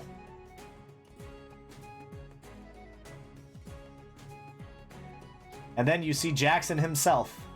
He's the blonde one with the shield. That's Jackson.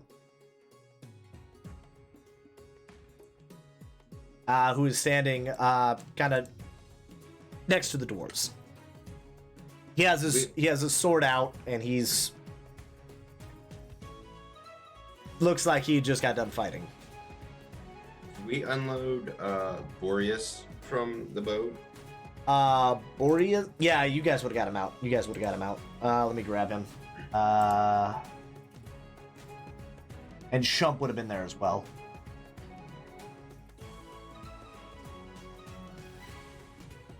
So many characters.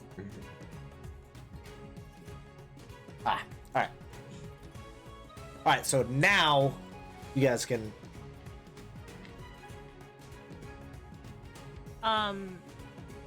Does Jackson see, like, you said he has his sword pointed at I'm blanking on his name. Harbeck. Harbeck. Harbeck, yes. Yeah, he's not really looking at you guys.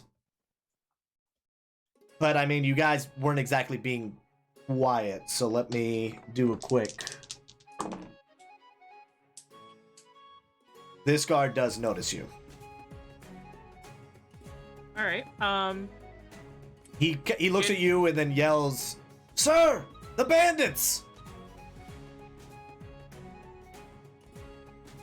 Come again?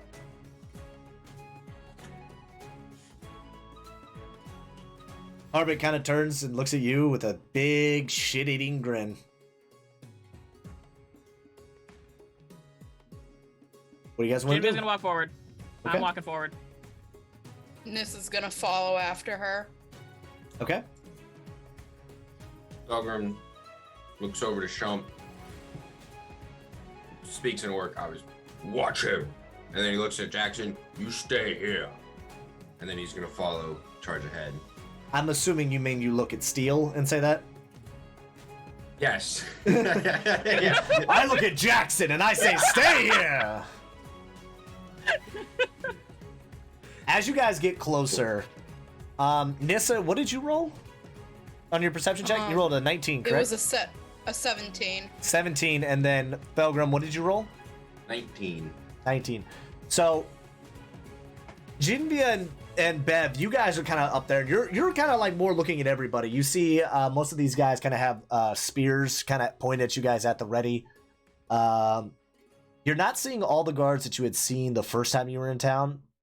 You seem like you're missing. There should be about one or two of them more. You're just not spotting them right now.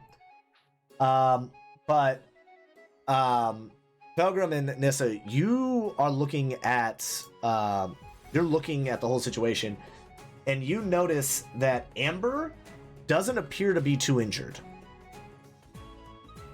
You notice Harbeck is, like I said, pretty messed up, but Amber doesn't look too injured, and Jackson looks fine.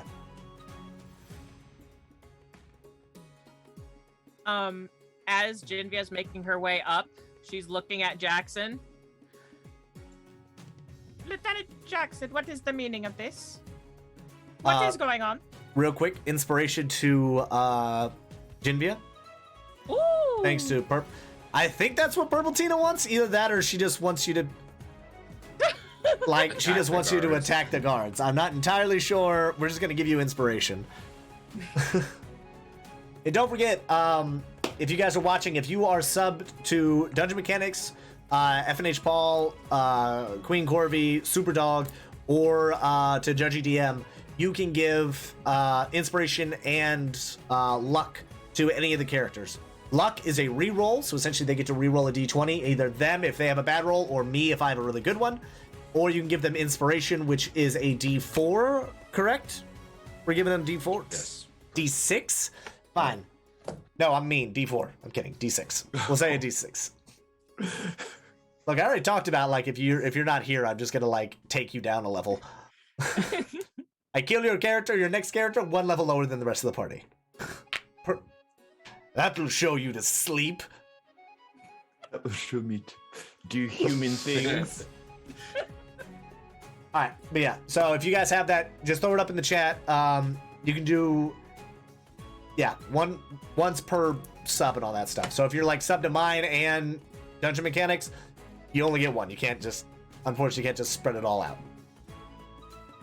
Alright, so with that being said, get back into it. Sorry, so you were saying, what's the meaning of this? Yeah, pretty much. What do you mean? Looks to me like you bandits came in here and tried to rob the mill worker here and ended up killing Harbeck in the process. After you killed some of his men up on the logging site. Now Jinvia is clearly upset. You really want to go there, huh? Go She where? takes out her great axe. You see Amber kind of looks at you and there's a little bit of. Give me an insight check. Oh, I'm not. Am I good at that? Oh, I'm okay with it. That's an 8. But I'm gonna roll d6 to add to that. Okay. 13. 13.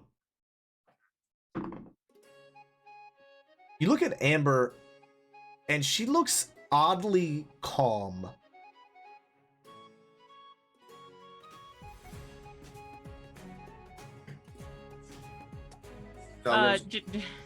Genvia looks over to Amber.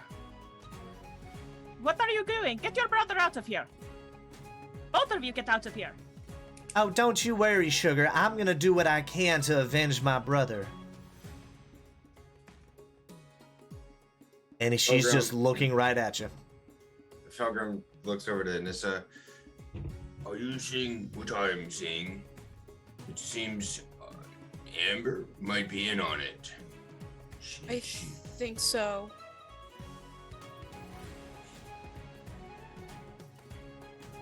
Junvia,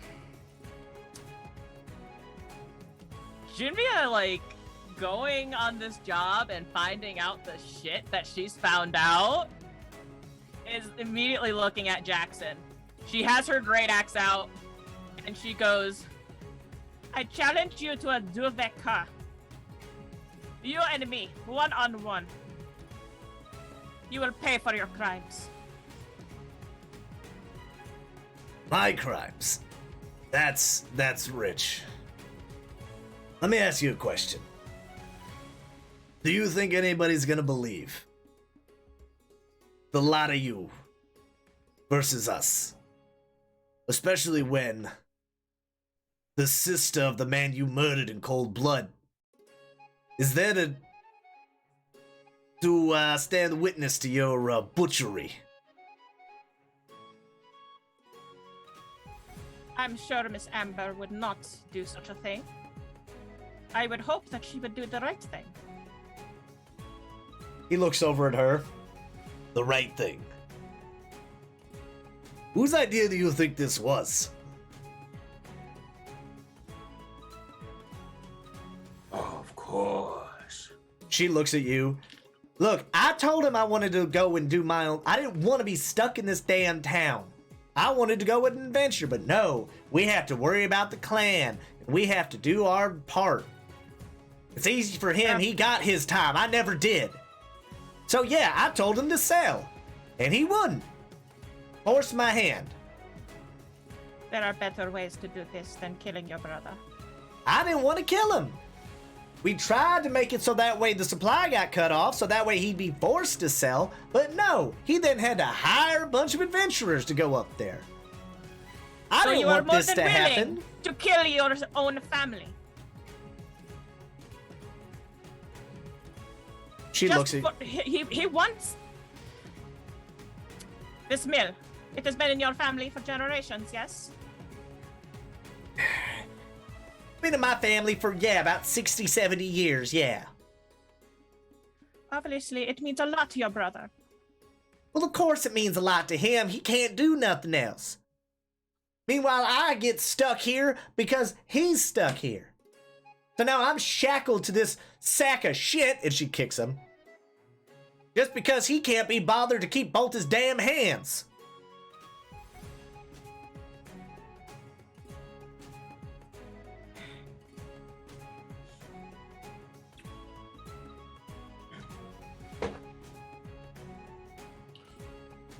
And so you asked the Baron's lieutenant to help you with this?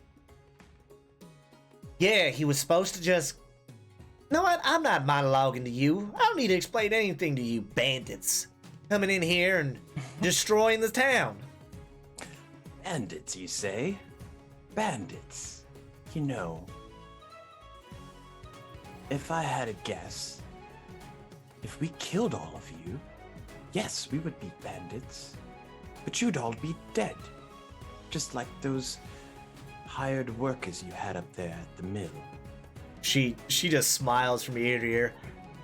Oh, please make my day, Sugar. Produce flame, Chuck. All right. right at her But face. before he does that though, I want Felgrim to here, Okay. I like that. Okay.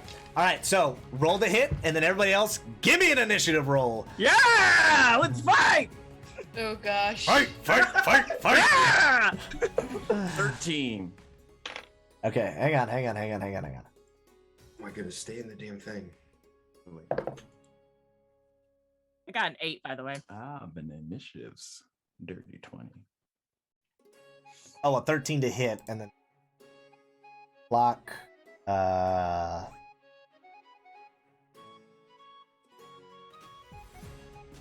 go with that. That.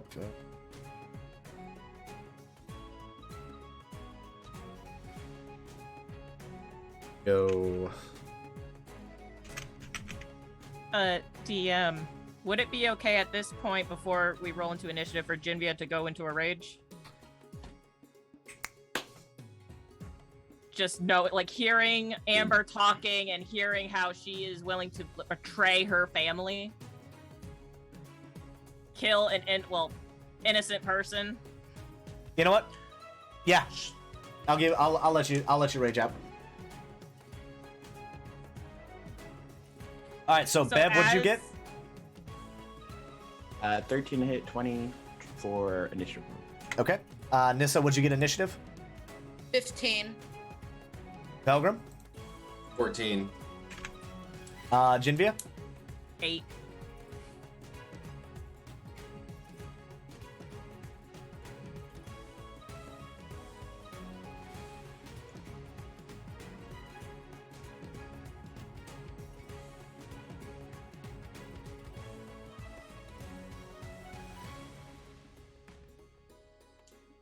Also, DM, what is it? Produce flame is only going to reach that far. So yeah, But you it shocked him, right? you wind up. And honestly, okay.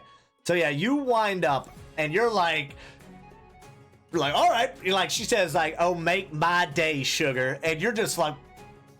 Meh! Like you're like, fine, I will, and you whip that thing out of him, and it's like going, and she like readies herself, and then it just like a few feet in front, everyone burst out into laughter. No, and then as the flame dissipates, you just see Jinvia and her markings glowing. And she's got her great axe, and she's looking at Jackson and Amber. Her eyes slightly glowing as well. Okay. Bev, you're up first. With Jackson, and then Stormfather, give me strength. So, given Jinvia a cool intro, Bev's just gonna run around and stab this guy. Okay, go ahead, roll the hit. Oh no! A 10! Oh! Ah! A 10 does not hit. God, I'm a bit rusty. Fine, he'll Hunter's Mark Amber because you don't do this to family. And in his Don't do this to fail. Okay, Don. And then just remind me, what does Hunter's Mark do? Whenever I hit her, it does an extra D6, and then I can track her pretty well, even if she runs away, as long as I maintain concentration for the next hour. Got it. Sorry, I'm a little parched. What are those? Fancy water. Ah. All right. So you go up and you're like, ha! And the guard just kind of like raises his spear up and kind of blocks it. Fight me. And then then you point and do your hunter's mark. What does your hunter's mark look like? I imagine every time he does it, his eye flickers. His other eye, and you see this like arcane energy just kind of hover over the individual for a second before dissipating. Okay. So yeah, you like go and you slash and then you point at her and just like, bing, like anime style, and then just a little like shroud of color kind of goes over the top of her. And that'll be your turn. Then goes Jackson. Jackson is going to step over to the side, and he is just going to... He's just kind of standing there and just kind of grinning, and then he just kind of readies himself. As he just kind of looks at Jinvia, waiting for her to charge him. And that's going to be his turn. Amber, on the other hand, is not going to. So she is going to move. She's just going to charge right at Jinvia. And she is going to take a swing.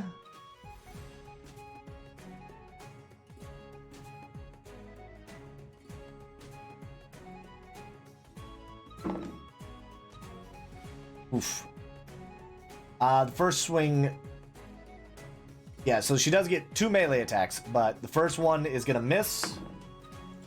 Second one is going to be a 17 to hit. That'll hit. That'll hit, okay. And sorry, did I say she has a battle axe, not a great axe? I'm sorry. Maybe Okay. clear on what the weapon is. And you are raging already, correct? Yes. Okay. So you are going to take 9 points of slashing damage, which is then going to change half that. Yeah, so she runs and she takes like one swing, kind of catches you, and then as she comes around the backside, it just sails wide. And that is going to be her turn. Nissa, you are up. Alright. She is gonna cast Guiding Bolt at Amber. Okay. So let me roll to hit.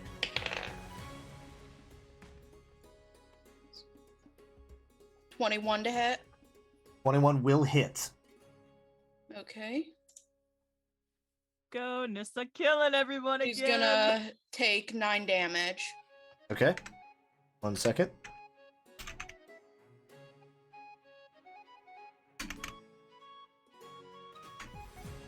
Alright, 9 points. Yep. Okay. So yeah, you go and so she swings and you're just like, what does your guiding bolt look like? I imagine it looks like maybe like a purple lightning. So you go and you extend your hand out and this purple lightning just shoots out, and like Amber, having no clue what you could do, she like you are the druid, or not even the druid, you are the cleric, you're the healer. She is not expecting this. So like you hit her, she's like looking at you like, God, what the fuck? Like Fuck. all right, so that's your action. Doing anything else? She's going to summon Spiritual Weapon as her bonus action. Okay. And she's gonna have it right next to Amber. Okay. Once again, your spiritual weapon is spikes, because that's what I got. No problem. Plus, it's super easy for me to tell where that is. All right. And that should end her turn. Okay. Are you moving at all or no? She's gonna stay where she is for now. All right. Belgrim, you're up. All right, so Felgrim, I should probably pin this out. Is going to. He's gonna go right up to Jackson. All right.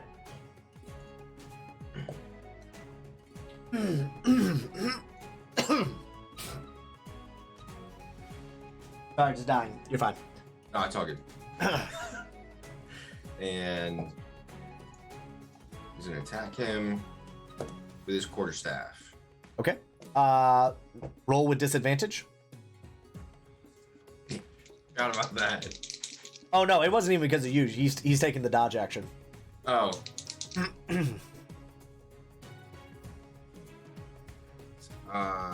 9. Misses. So you go and you swing, and it just sails wide. He just looks at you, just like just laughing, just like.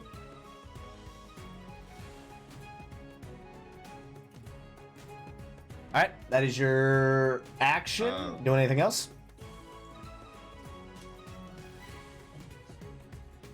Yeah, so with that failing, he's just gonna go for a unarmed strike. Okay, go for it. With So- disadvantage. It is okay. Yep. Is that because of my exhaustion, or is that for his dodge? Your level of exhaustion, I think, is for. It's 1. So it says disadvantage on ability checks. Yeah, so that's just for ability checks. So because he's taking the dodge action, that's why you have disadvantage. All right.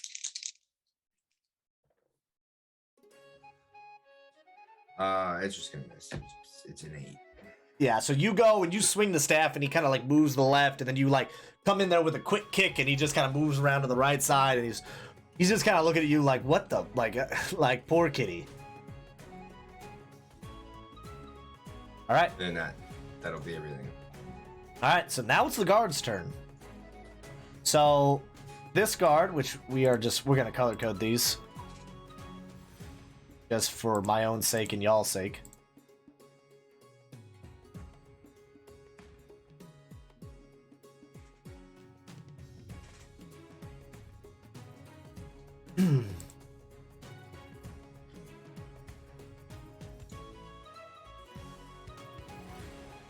Running out from beside the mill are the other 2 soldiers.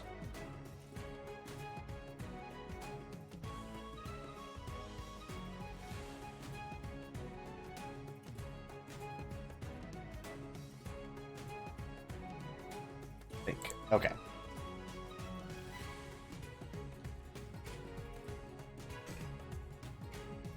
Sorry, give me 1 second.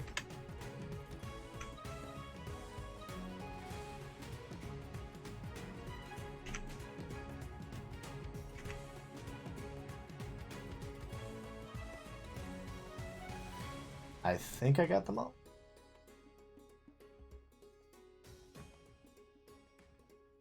Just jot them down for health stuff. Otherwise, I will forget. They will have infinite health. That's fine for you guys, right? You guys can take them down, right? Absolutely.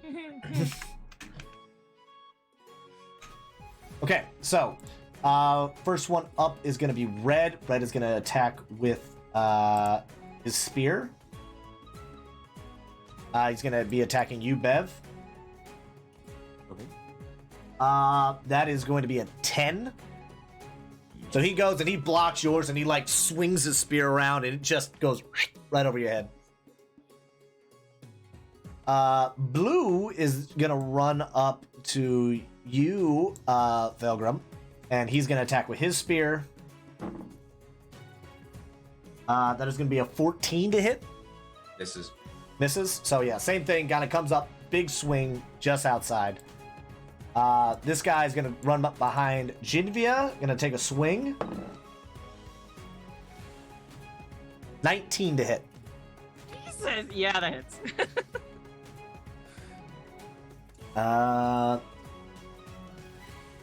Double check what the damage is for that. Okay, 6. Nothing too crazy. That will be 4 points of damage halved. So it'll be 2 points of piercing damage to you. Okay. And this guy's gonna run up to you, Felgrim, and once again take another swing. Does a 16 hit? No. So that, yeah, this one actually this one gets advantage because it's flanking. Oh, dick. 22 to hit. That hits. All I just see is, ha! Whack! Ow! Rude! 3 points of piercing damage. And then this guy is going to move. He's also going to attack you, because you are the closest one to him. He is fucking whiffs it. Actually, wait, flanking. Still whiffs it. All right, just real bad on that one. This guy is gonna just run.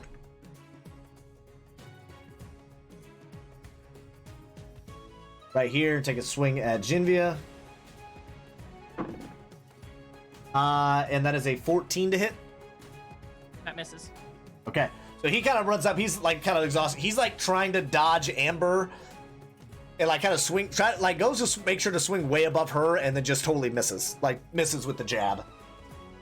And then that is all their turn. Jinvia, you're up. So I'm gonna go into a frenzy. Okay. And I'm going to attack Amber. Okay. What does frenzy do exactly? Just remind me. So what frenzy does is while in a frenzy, you can make a single melee weapon attack as a bonus action on each of your turns. Okay. Alright, roll the hit. So 18 to hit. That hits. Wonderful. She takes 13 points of slashing damage. As she takes her great axe and just slashes right across Amber's chest. Okay.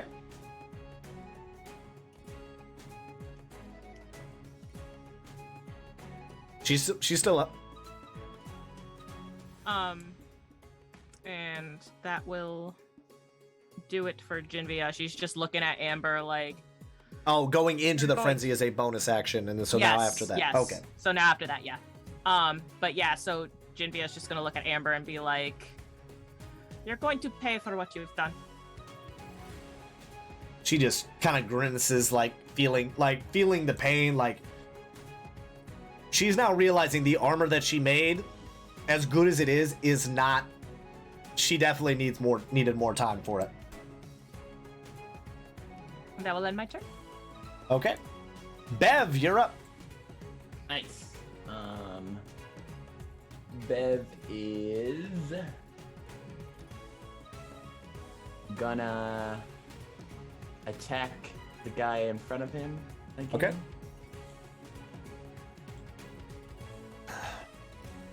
With a 6. That does not hit. Are you having Torque do anything at this time, by the way? Can Torque help out? Give me the help action, or do I have to do his after mine? He moves in the same initiative as you. I think the way we talked about it was he can do. I think it's every other round he can give you a help action. So he can't always give you advantage, but he can every so often, every other round. I think it was. It needs a round cooldown essentially to see if he could get back into position to help. So yeah, you can roll with advantage. So roll one more time.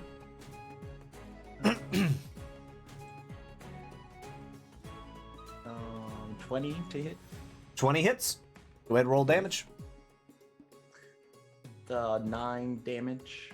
9 damage. So you come across with the buckler, and you just you slice this. At first he's at the ready, and then Torque just kind of goes, eh! And he's and you cut him across the chest. He's looking hurt right now. Nice. Bonus action. Shoot Amber in the face. Okay, roll the hit. You will be rolling at disadvantage because you are shooting through Jinvia. Don't hit me. Oh, it's a 10 regardless. All right, so 10. So you take that big swing, and I can't remember. Is the buckler in your left or right arm? I can't remember now. Regardless, you take that big swing up, and you turn and pop, and it just sails wide. Kind of goes through the spiritual weapon a little bit, which it just kind of shimmers, and then it's just still there. Doing anything else? Okay.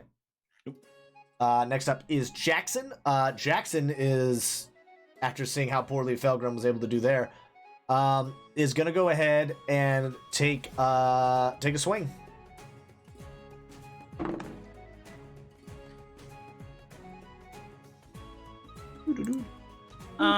Quick question. Yes. Is Felgrim within 5 feet of me? Belgrum is not within 5 feet of you. It's 10 Okay. feet. Okay. So that swing is going to be. So yeah, he pulls out his long sword, takes a big swing. Does an 18 hit? Yes. Okay.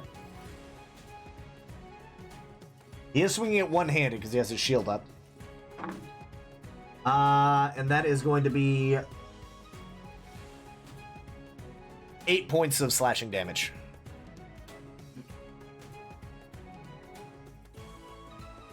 Okay. And that will be his turn. Next up is Amber. Amber is going to take a big swing at you, Jinvia, because obviously you just fucking hit her, so she ain't pleased. So she's going to hit you with a multi... She's actually going to move here to get a flank with her multi-attack. So she's going to come at you just battle axe crazy. Now, question: wouldn't Jinvia be just looking at her though? So Oh, never mind. Would She, she not so she get wouldn't have flank? advantage. She would not have flank because you did say you were like focused on her. So you are, so Yeah. she would not get a flank. Okay. So I wanted to ask. Nope, you're good. That's fine. Thank you for checking me. So yeah, the first one's gonna be a 12. The second one's gonna be a 21. So the 21 hits. Okay. So that one does 5 points of slashing damage halved. She's Two? making down, round down. 2. Okay, got it. Yeah. She's doing a lot Oh, to I hit, love- but man, she is not doing a lot of damage. Jinvia, a big girl. Well, Big girl. Well, she's hitting you. Big. She just not like she's like connecting. She's not putting ass behind swing. You must turn with hips. You're swinging with your arms. That is problem. Swing with hips. Okay, so that's gonna be Amber's movement and her action. Nissa, you are up, my dear. Alright, Nissa's gonna move over here and she's gonna swing with her mace at the pink guy. Okay, you're swinging a pinky. Go ahead. Give me an attack roll. Yep.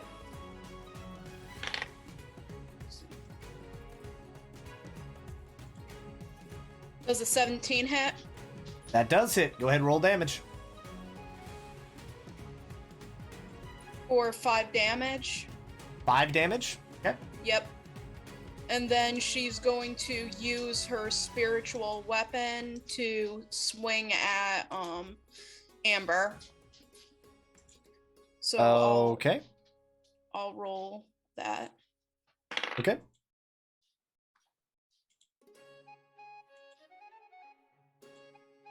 $22 to hit. Yep, that hits. She's gonna also take 5 damage. 5 damage. Okay. Yep.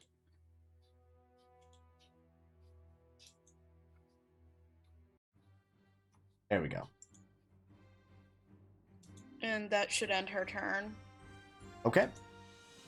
Valgrim, you are up and you are currently, well, you're not fully surrounded. The spiritual weapon is behind you, but you got 4 combatants in front of you. What are you doing? So to start, use a bonus action, and Felgrim's gonna use Daunting Roar and just.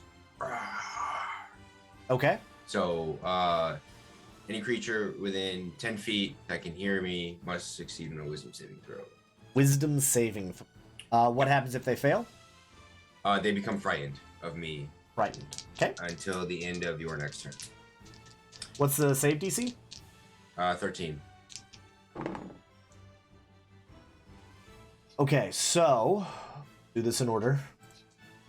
So blue passes, green does not. So he I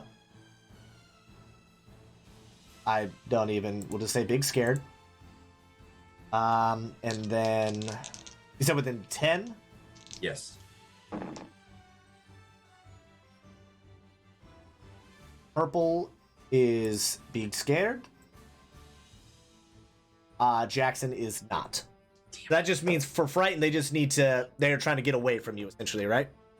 If I'm not mistaken. They can't willingly move closer to me, and they get disadvantages on attacks. What about Amber? Oh shit, I forgot about Amber. My bad. Good catch, good catch. Yeah, so She frightened creature passed. has disadvantage First on ability goddamn nat checks. 20.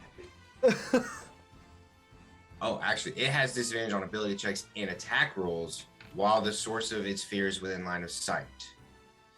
And then Okay. the creature can't really move closer to the source of its fear. So, Okay, so it is and that's until your next turn, correct? the end of my next turn. The end of your next turn. Okay. Yes.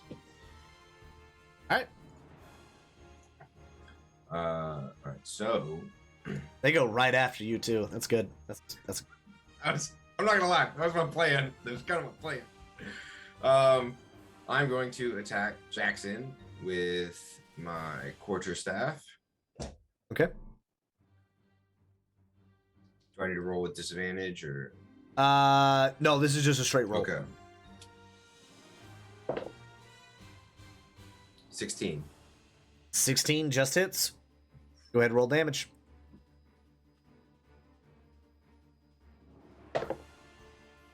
Five. 5 points of damage. Okay.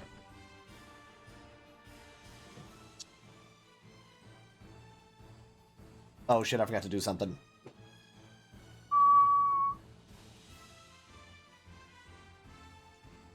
Oh, let me turn this on for no real reason.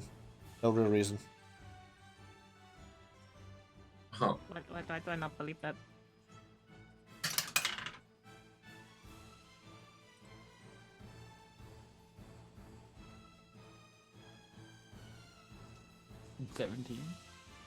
Yep.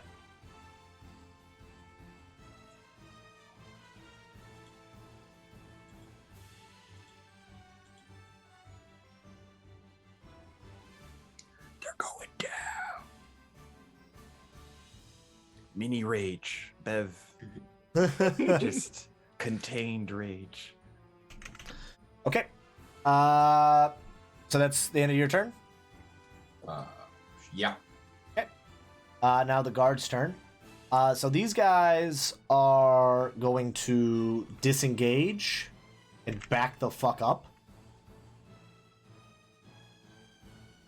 Kind of away from you as best they can. Disengaging, backing up. 'Cause obviously, you just scared the shit out of them. This guy still going to attack you.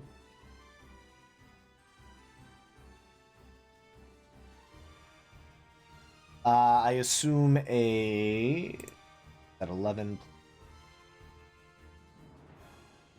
14 does not hit. Correct. Yeah, so you let out this roar, you smack him, and then this guy comes in and tries to jab, and you're just like, ole! Like, old Red is gonna attack you again, Bev, for 21 to hit. That hits. You are going to take 8 points of piercing damage. Okay. And I made 12 on the con save to keep concentration. You said Okay. 8?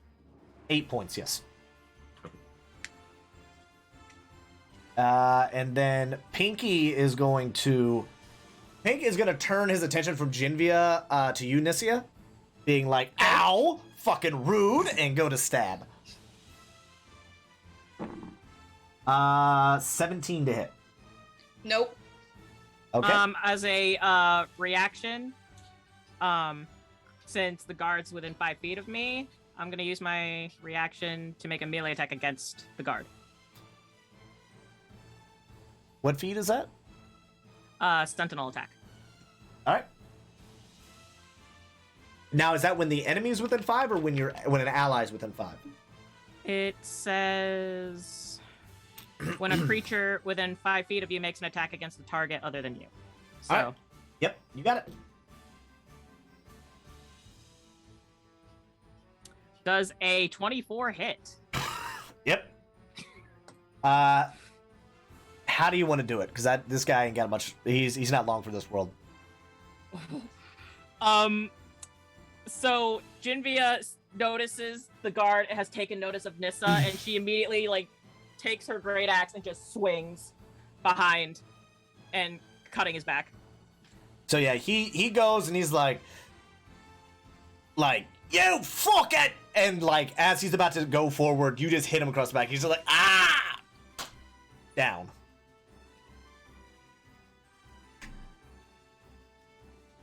So yeah, he just shrieks out in pain and then like.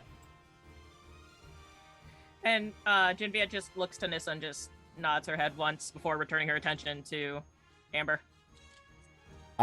So Orange, looking at that, is now like going to attack you, Jinvia.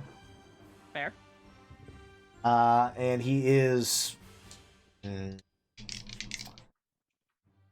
I would consider this flanking because you do have your full attention. You did say you had your like full attention on Amber. Yep. That's fine. Yep. And that is going to be a 22 to hit. That'll hit. All right. That is max damage, so 9 points of piercing damage.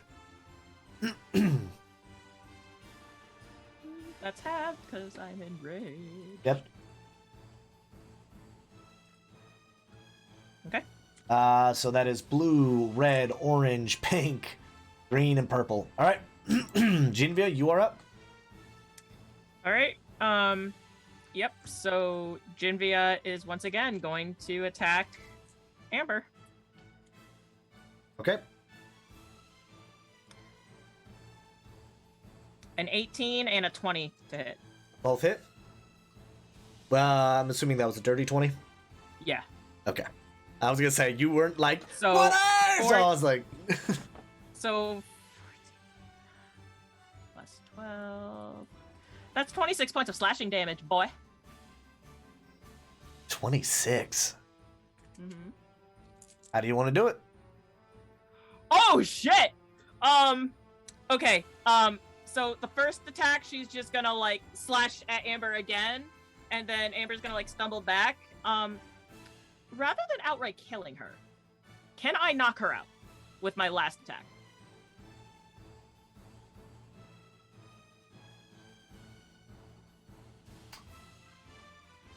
All right. Here's what we'll do.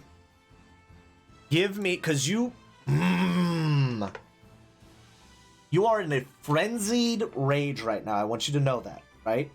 So Yeah, you're going full That's why I tilt would- right now. So here's what we're gonna do. Give me. We'll go to the tower for this. Give me Hoorah. evens or odds. Oh, If you get it correct, you can like last second hit her with like the broadside of the axe. If you get it wrong, you are slashing her. All right, so you're going with an even number. All right, so an even number it's non-lethal, odd number lethal. See what the tower says. That is a 3. Oh, no. That is a 3. All right. So, Jinvia, yeah, she slashes at her once. I am being. I you know. I know. The dice have spoken. The dice have spoken. The dice tell the So story. She, in a frenzied rage, her eyes kind of glow a bit brighter, and she takes another swing right across the neck. All right. And yeah, so you knock Amber back, and she's there, and she like kind of has her battle axe at the ready, and she's gonna bring it up, and you just crush her with that axe. Like it goes like you, because she's like full on facing you when this happens, and like you hit her, and like the axe digs in, and like right in between where the plates were on the shoulder, and like she drops to a knee, and she's just like. You pull the axe out, and she's just kind of like leaning on the battle axe on her knee. I just wanted to adventure. And she's down, dead. Bev, you are up, but first, need to do something. Wait, there's more.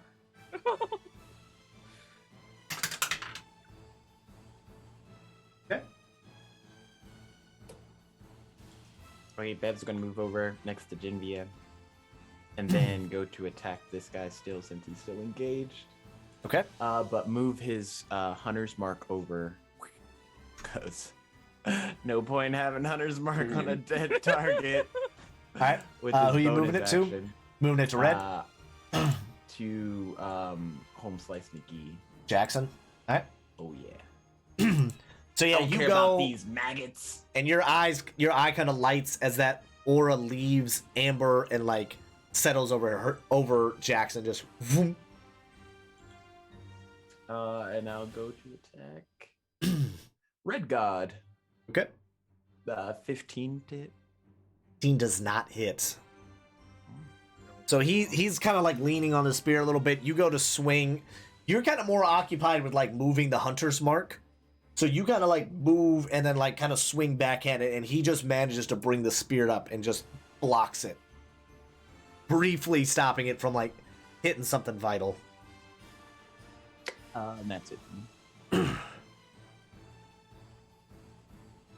So Jackson, now seeing that Amber went down, is now like, he kind of grits his teeth and he's looking at his men and he's just like, "Come on, man! We fought harder than these fucks!" And then he's gonna go in for a swing on you, Felgrim.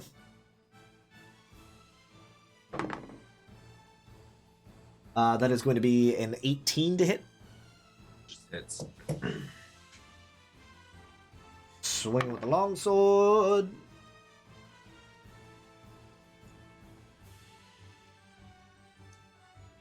And so that is going to be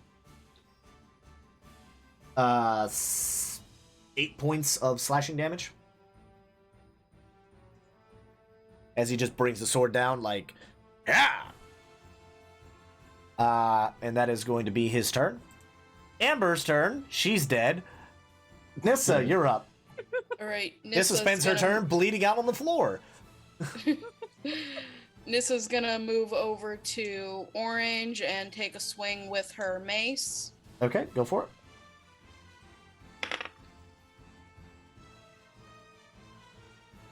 19 to hit. 19 hits. Go ahead and roll damage.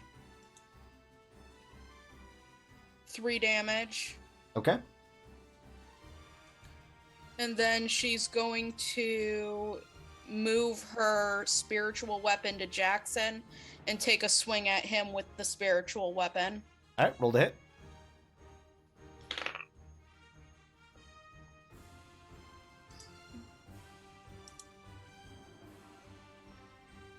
$22 to hit.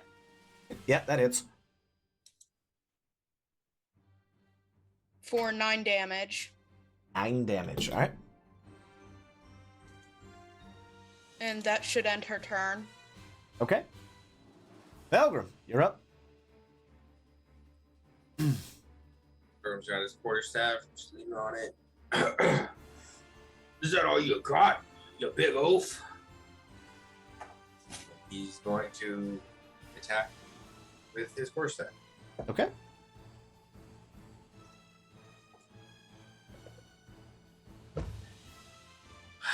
$10 to hit. 10 to hit. 10 does not hit. All right. We are going to use a bonus action. Yep. I'm going to spend 1 key point and use Flurry of Blows, All right. Swing away. which gives me 2 unarmed strikes. Go for it.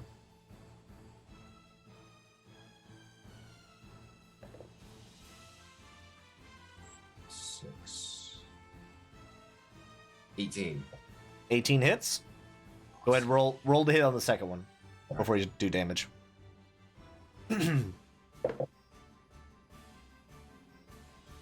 That is a dirty 20. 30, 20 hits.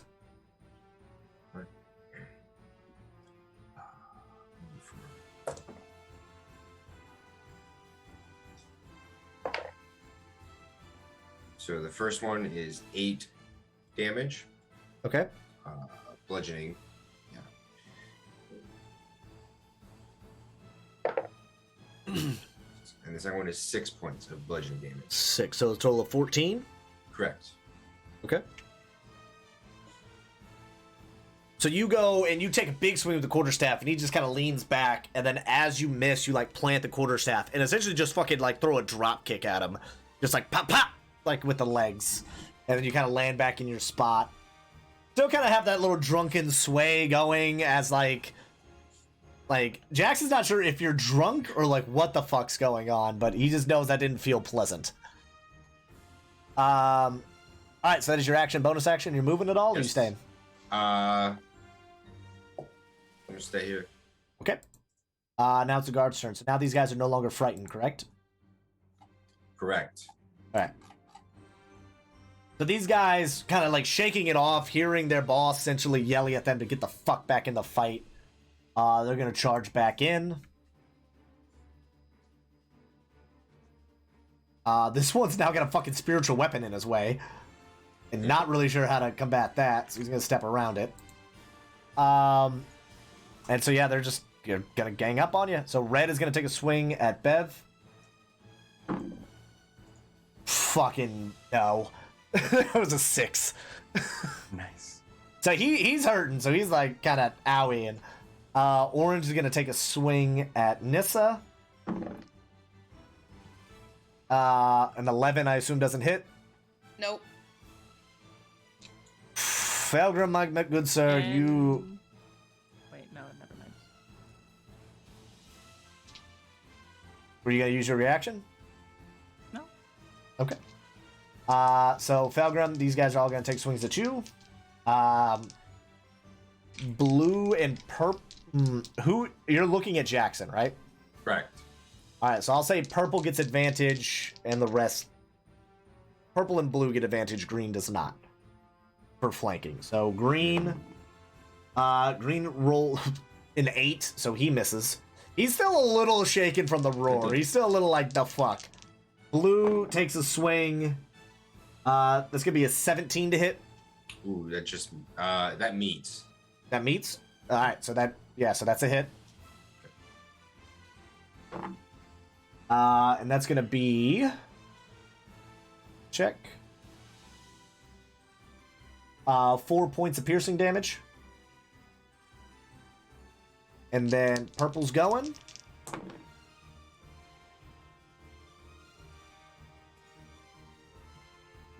I want to say I'm sorry. That's a nat 20. It was a 5 and a nat 20 on that. So that's going to be... That's going to be 9 points of piercing damage. Oh. You still up, buddy? Oh, Felgrim just leaning on that quarterstaff, just slowly all the way down. All right, so yeah, you run up. So so the green guy comes up and he takes a jab, missing wide. You kind of like lean back. Unfortunately, by leaning back, blue opens you up to blue. Blue catches you in the side, and as you kind of wince and turn, your just whole chest is open for purple, and he just hits you square in the chest. And so he hits you square in the chest, rips it out, and you are down.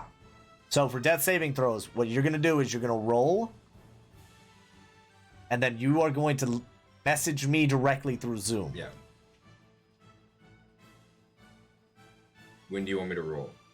You'll roll when it's your turn. Okay, all right. All right. So he goes down. Jinvia, you just drop Amber. You're like, ah! And then you see the cat man go down. And blue was the one that took Purple. him down. Purple. Purple. Purple. Purple.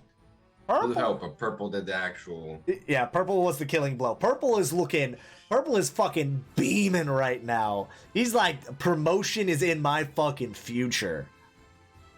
About to get Jinvia promoted with makes these her hands. way. You about to get you promoted to fucking next on the hit list, bish. Promoted in initiative. So 14 to hit and a 24 to hit. 24 hits, 14 does not. You take 11 points of slashing damage as Jinvia runs up and slashes at purple. 11 points. Mm-hmm. How do you do it?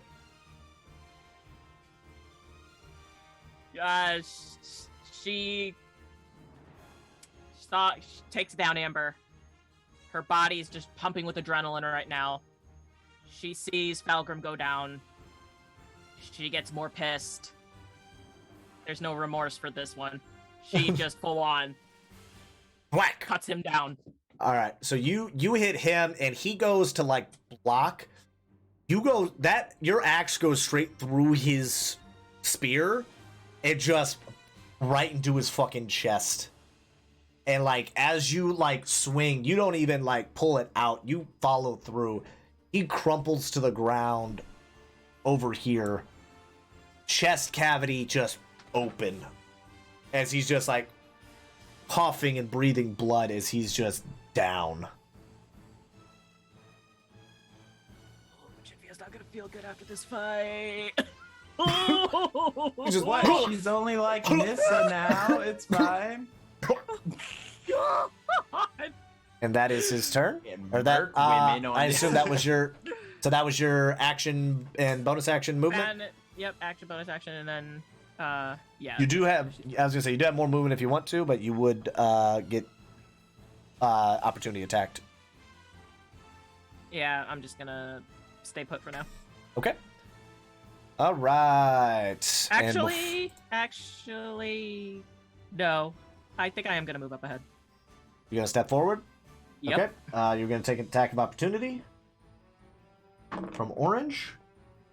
Does a 15 hit? It does not. Not. Okay. So yeah, you go and you cut him down, and as you step forward, you like hear him like go ha, and like you can like see the spear like just miss your side as you step forward. Yep. And I'm gonna make my way between Jackson and I wrote his name. Harvick. God, I can't understand why I can't remember his name. Look, don't feel bad. I have a tough time remembering the names, and I made them up. But All yep, Jinvia is immediately gonna just step between Jackson and Harvick. Okay. And that'll end her turn. And now it will be Bev's turn, but I gotta do a roll first. Okay. Bev's gonna attack this guy. You're attacking red again. Yeah. Okay. A 9 to hit. 9 to hit. 9 does not hit.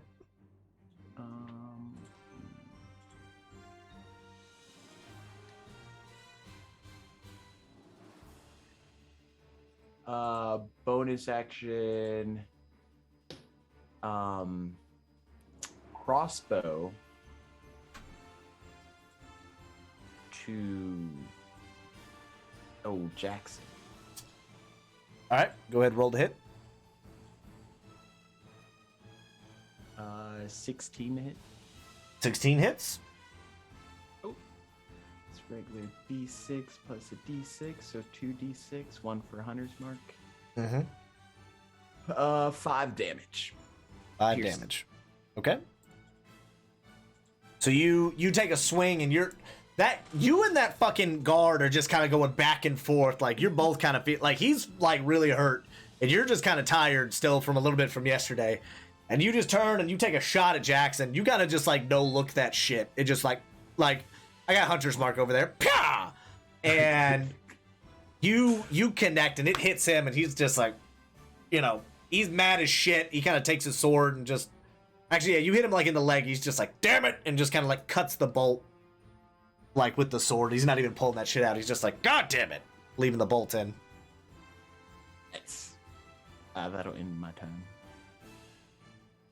Okay. Jackson's turn. So after Kitty Cat goes down, he is going to step more kind of in front of Jinvia, and he's just gonna smile and take a swing.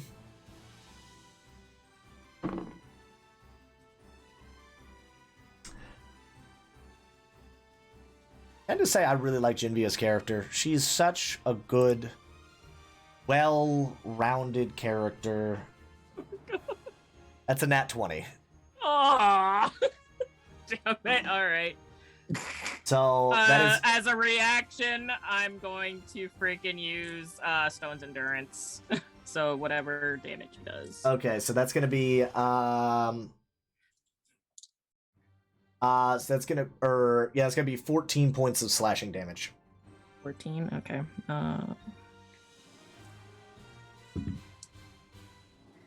So 14 minus 8. So that's 6 halved again, so that's 3 points. What are you You gonna say take to away that? all my crits on you are just like no.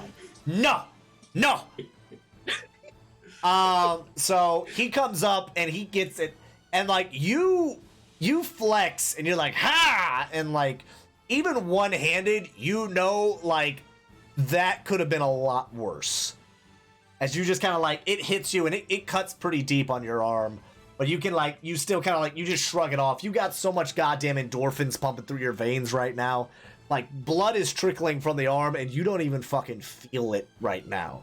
But you know you're gonna later. So that's gonna be Jackson's turn. Amber's still bleeding out. Nissa, you are up. Alright. She's going to cast Healing Word on Felgrim to bring him back up. Okay. At 2nd level, so... Jackson counterspells? Okay. I'm fucking with you. I don't know this was like what? I just wanted look. I did that strictly for Queen's face. Queen's face right there was just like what the fuck is he using spells? Okay. Eldritch Knight. Ha ha. Okay. Ha. So Look, you gotta he's let me going have to- like it's funny. Like, come on. You're going just to- upset because I took your crit. No, if I was rude, then I would have been like, no, he has spells. You're not killing my bad guy so easily. So Felgrim's gonna get 12 points of healing back. And then she's going to use her spiritual weapon and attack Jackson. You gonna take a swing at Jackson? Okay, take a swing. Nissa, don't you take this away from me. 21 to hit. 21 hits. Go ahead and roll damage. Don't you take this guy away from me. Didria's over here like, I Damage. want to kill, I want to kill, I want to kill.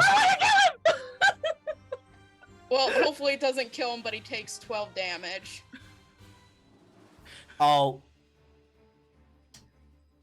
Don't. okay, we got the clip Don't. there. We got a clip. Purple Tina, if you could put that clip actually in the Discord. Somebody want to post the Discord link. You can't post it in chat just because the bots don't like it. Because, terrible people. I'm sorry, how much damage did you say you did? I apologize. 12. 12? Yeah. Okay.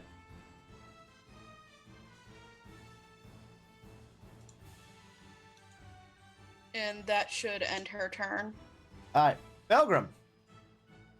You hit the ground and you're like, oh, I'm sober. This is sad. But then you get hit with that 12 points of healing. You are now conscious. You are bleeding still, but you're not bleeding as much. You are still Dang. prone, though. Oh, okay. So he's gonna get up. Alright, so that's half your movement. Yep. And then he's gonna take a chug swig from his gourd. Okay, go ahead, roll me a con save. DC on this one is 10 because it's the first swig of the day. 13. All right, your AC goes up by 1. Oop. As the drunken, There as goes. the spirits course through your vein, you're like, oh, I all of a sudden feel a lot better. And then he's going to move. Actually, hold on.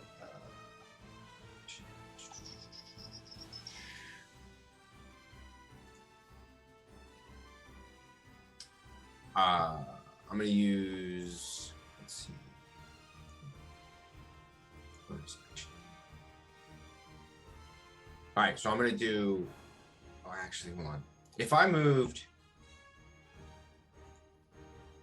That's the wrong thing. Yeah, from here to here. Oh nope. Give me that. If you move next to Jackson, you would take an attack of opportunity from blue. From blue, okay. Yeah, Alright, green, well, because then you're I'm going to use a bonus action to use a key point and I'm gonna use Step of the Wind, where I take the disengage action. Okay. Boop.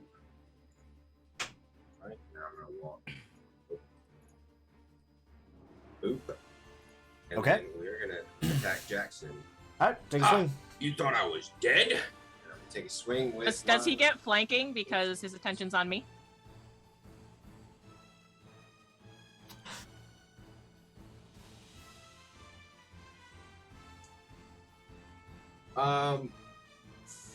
You're still I'm still. You're still in the front of him.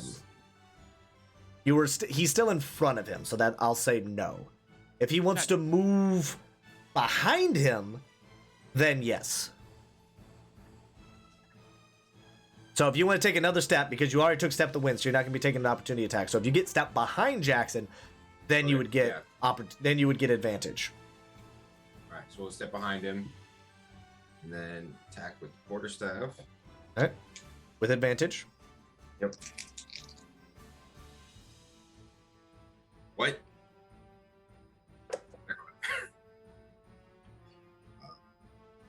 So 9 plus 6 is. Fuck, what's 9 plus 6? 15. 15. Okay, 15. 15 does not hit. You're like, you take Alright. that swing, you're stumbling, you're bumbling, you're moving, and then you go to take a big swing, and as you come around, like, he just catches sight of you moving past him and brings up his shield and just, like, smacks the stick up.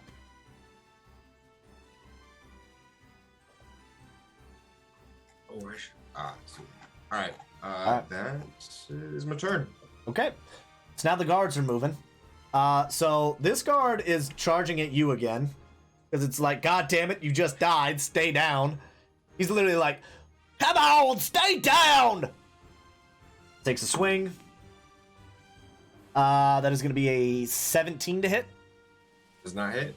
Not hit. So he goes and he takes takes a big like lunge at you, and you're just like wah, moved.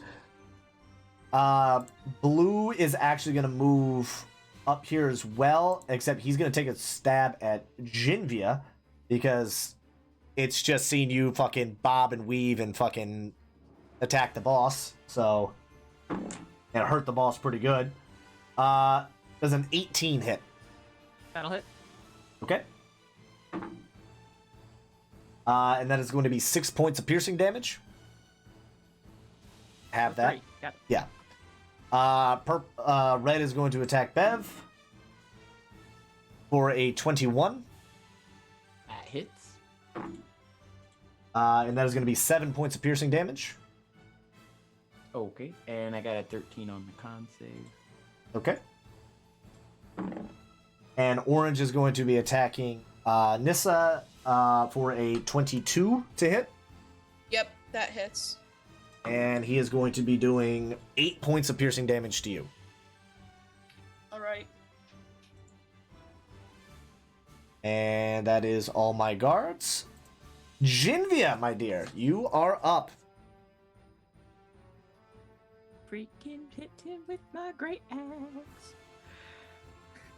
DM, I just want you to know that you're the best DM in the whole entire world, and I got a natural 20 on the first roll.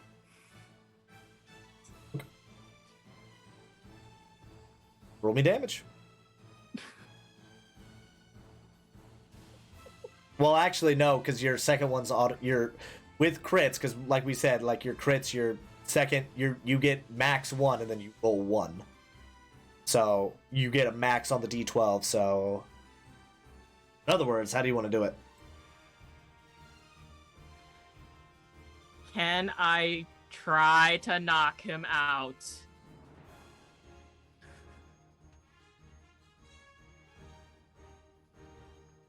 Or is Jinvia just too far gone already?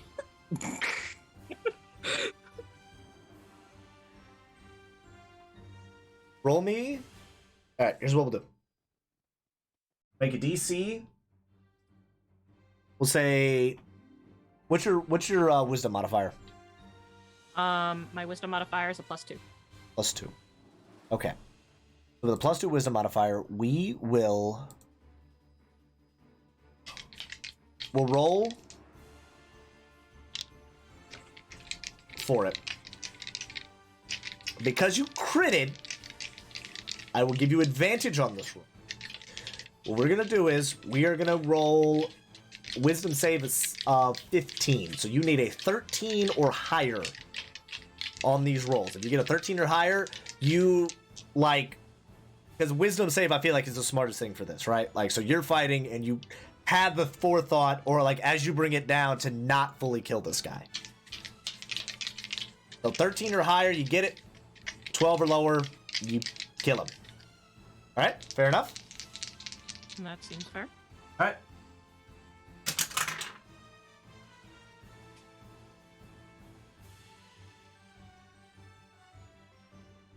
That is 11 and a 10. I'm not lying. I had to double. No, I saw it. I saw it. I was So, like, yep, is she kind of like screams out in this furious anger. as she the takes her tower? The great axe. tower has been very kind and very ruthless at the same time tonight, and I'm kind of here for it. But yeah, she just takes her great axe and brings it down right on top of Jackson's head. You split his fucking head like a goddamn watermelon. Like, he doesn't even have time. He, like, goes to bring up the shield. He blocks the stick, and as he turns around, you just catch him. And just, the last thing that went through his head besides that axe was, God damn it. And you just, you take off a good chunk of his face, and he collapses dead. You do still have one attack left. Not been non-lethal. If she would have turned the axe last second, hit him with the broadside. Yeah. Still would have, like, done a good, like, it would have knocked him the fuck out, but yeah, so you do still have one more attack as your bonus action, and your movement. Yep, and she's going to turn and attack blue now. Okay, go ahead, swing away. That's a 10. 10 does not hit. So you swing, and, like, he sidesteps, like, seeing his boss fall, and, like, you take a swing, but you swung essentially where he was. Yep. So as Jimvia kind of like brings the great axe down, he kind of steps out of the way, and she's just looking at him, and her eyes are still glowing that light blue, similar to the markings on her body, and she's just, her eyes are on him now. Okay. I need to do another one of these real quick. Find me. What you doing there, DM? What you doing?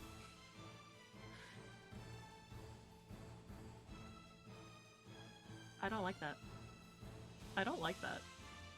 Paul, what are you doing? What are you doing? I don't like this. Okay. Bev, you're up. Oh, Bonus action, move the hunter's mark over to red, and then attack red with his buckler sword. Okay, go for it. 12 to hit. Not hit. Wait, can I use my monkey? Yes, you can, because you did not use it. The cooldown is over on it. Nice. 21 to hit. 21 does hit. 3 plus 6. So 6 plus the other 3, 12 damage. 12 damage. How do you want to do it? Just short and sweet. Just eye flicker on the guy, and then he's just like, "Well, you're here," and then just stab him down. Okay. So yeah, you literally just like whoop, and just bring that sword forward and like bring it like just straight Captain America punch with the shield, and like it just goes right into his sternum and just, and he hits the ground dead. I want you to know you obliterated him with that. I want you to not understand that. And then I'll just move over to be behind this guy. Okay. Jackson bleeding out on the ground. Amber bleeding out on the ground. Nissa, you're up. I'm pretty sure you mean dead. Yeah, that's what I mean. Bleeding on the ground. That's what they're doing on their turn. Allow me This to is be gonna- clear when I say that. I don't mean like, oh, they're making death saving. Well, Amber might have, but I was still like, nah, she dead. Like, you brought that down hard. But oh boy, there's no saving throw for a split skull. Sorry, Nissa's doing what?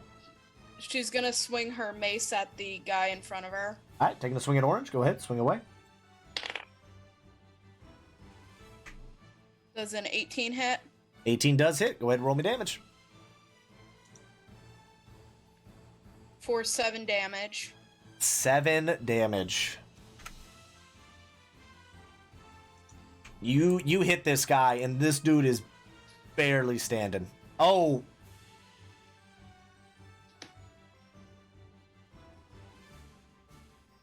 He is looking at you, so you would not get flanking, so yeah. So yeah, this dude is like just barely standing right now. Alright. And then she's going to use her spiritual weapon to swing at blue. Okay. Roll me. Roll it. Okay.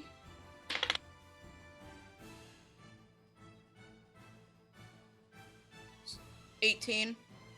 That hits. Roll me damage. Spiritual weapon don't fuck around. 7 damage. Okay. It's a spike pit. So yeah, you like spiritual weapon comes and like he dodges the axe, and the spiritual weapon just hits him from the other side, and he's just like, fuck.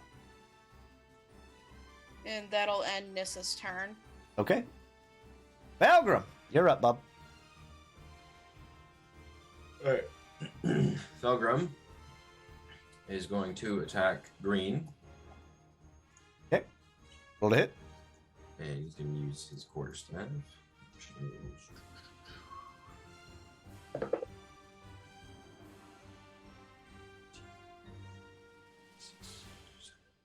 $19. 19 hits. Right. Oops. 8 damage. 8 damage to green. All right. And then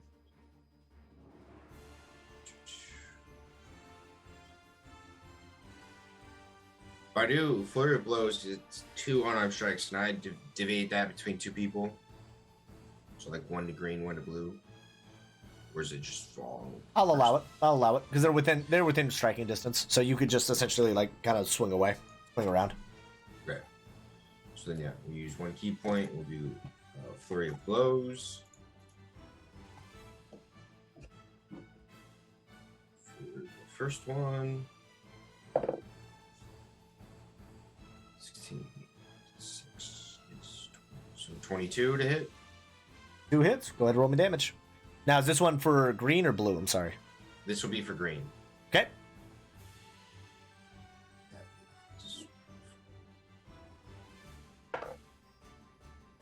Six damage. 6 damage. Okay. Go ahead. Roll the hit on blue.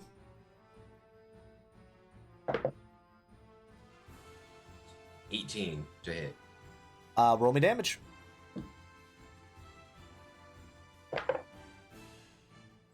5 damage. 5 damage. Okay. So, how do you want to do it with both of them? So for green, he's just flurry of blows, and the last blow he's going to straight to the chest, and he's just going to cave it in. Okay. And then with the blue, he's going to fury of blows, a whole bunch of blows, and the last one he's going to claws out and just slash his neck. Okay.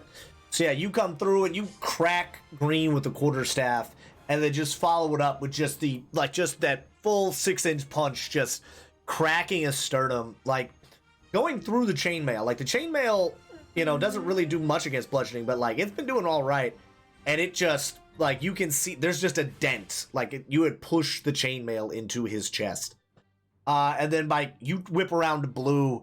And you, just come across and you just catch him just right under the jawline from side to side. And he just hits the ground, like clutching it, holding it, but he's down. All right. That is your action, bonus action. Doing any movement? Yeah,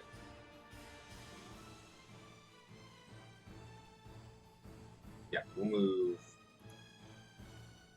right next to orange. Okay. So orange is just gonna he's gonna stab at Janicia. He is hurt. Okay. He is battered, but he is not going down without a fight. These are soldiers. These are not bandits. They're not gonna give up. Okay. Does a 19 hit? Yes. Okay. For 8 points of piercing damage. Right. And that is his turn. Jinvia. Hello, motherfucker. Alright. Does a 22 hit? Yep. How do you want to do it? So Janvia runs up behind him, and she's just gonna take her axe and just slam the blade right into his back. Yeah, so this dude had 1 HP. He was not long for this world. That's why I was saying, like, when Nissa hit him, I was like, ooh, he is staggering. But yeah, he's like lunges at Nisia, gets a stab in, and as he kind of pulls it back, you just come up and just hit him across the back. And he doesn't even let out a sound as he just falls. And before you guys get out of initiative, I don't like this. What is this? What are you doing? What are you doing? you motherfuckers, you look over. So you guys are out of initiative. Let me kill the music. So you guys, battle's done. You guys look over at Harbeck, who has been bleeding out this entire fight. Is just barely and holding up. Those rolls were his death saving throw. He passed the first two, failed the second two, and I was going to be a bitch and say that kick to the ribs from his sister was an auto fail, but I was like, nah, I won't count that in there. And then he passes the last saving throw he could have before he was dead outright. So yeah, he is stable, but barely. You guys are out of initiative. And on that note, mechanics, we are gonna bring an end to it. Thank you guys so much for being here and enjoy. I hope you guys enjoyed this episode of Legends of Noia. I am your humble DM, FNH Paul. Of course, we have Queen Corby playing Jinvia. We got Super Dog playing Felgrim. We got Glittery Moon Elf playing Nissa, and of course, the Judgy DM playing Bev. I don't know why I pointed over there. I pointed the complete wrong direction for the whole side. Whatever. It'd be like that. I got a dog. She's freaking out. But thank you guys so much. I hope you guys enjoyed it. If you guys enjoyed the show, please make sure you follow. If you think about subbing, why not drop a sub here? Because if you have an Amazon Prime account, that means you also, and a Twitch account, you can fuse those two bad boys together to get a Prime Gaming account, which gets you one Twitch subscription every month. And we would love it so much if you dropped it right here on Dungeon Mechanics. Also, you can join our Discord, !Discord in the chat. Join in, become a part of the conversation. Stay up to date on what games are happening when we post a schedule in there monthly, so that way you know what shows are happening and when they are happening. Then also you can keep up with everybody on their own social medias.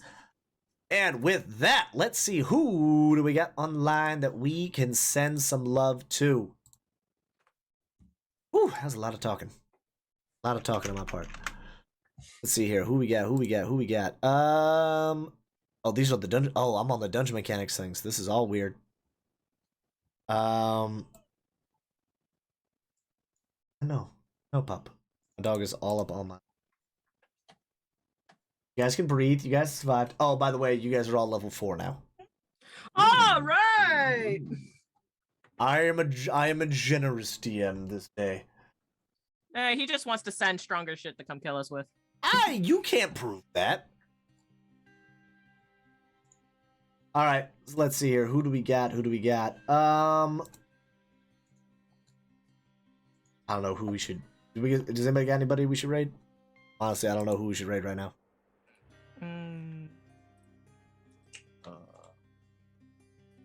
We can go send some love to Robo Dessert.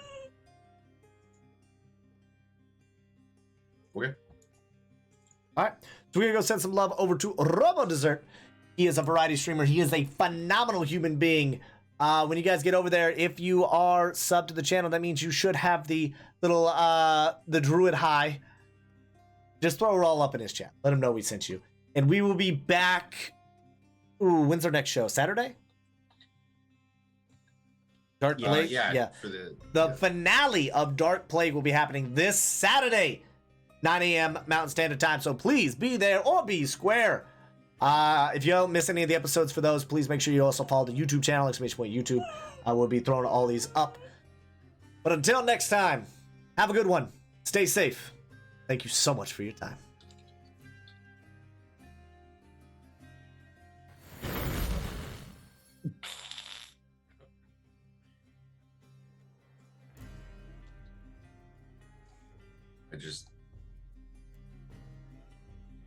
I just barely got my wave in there before the fire went over.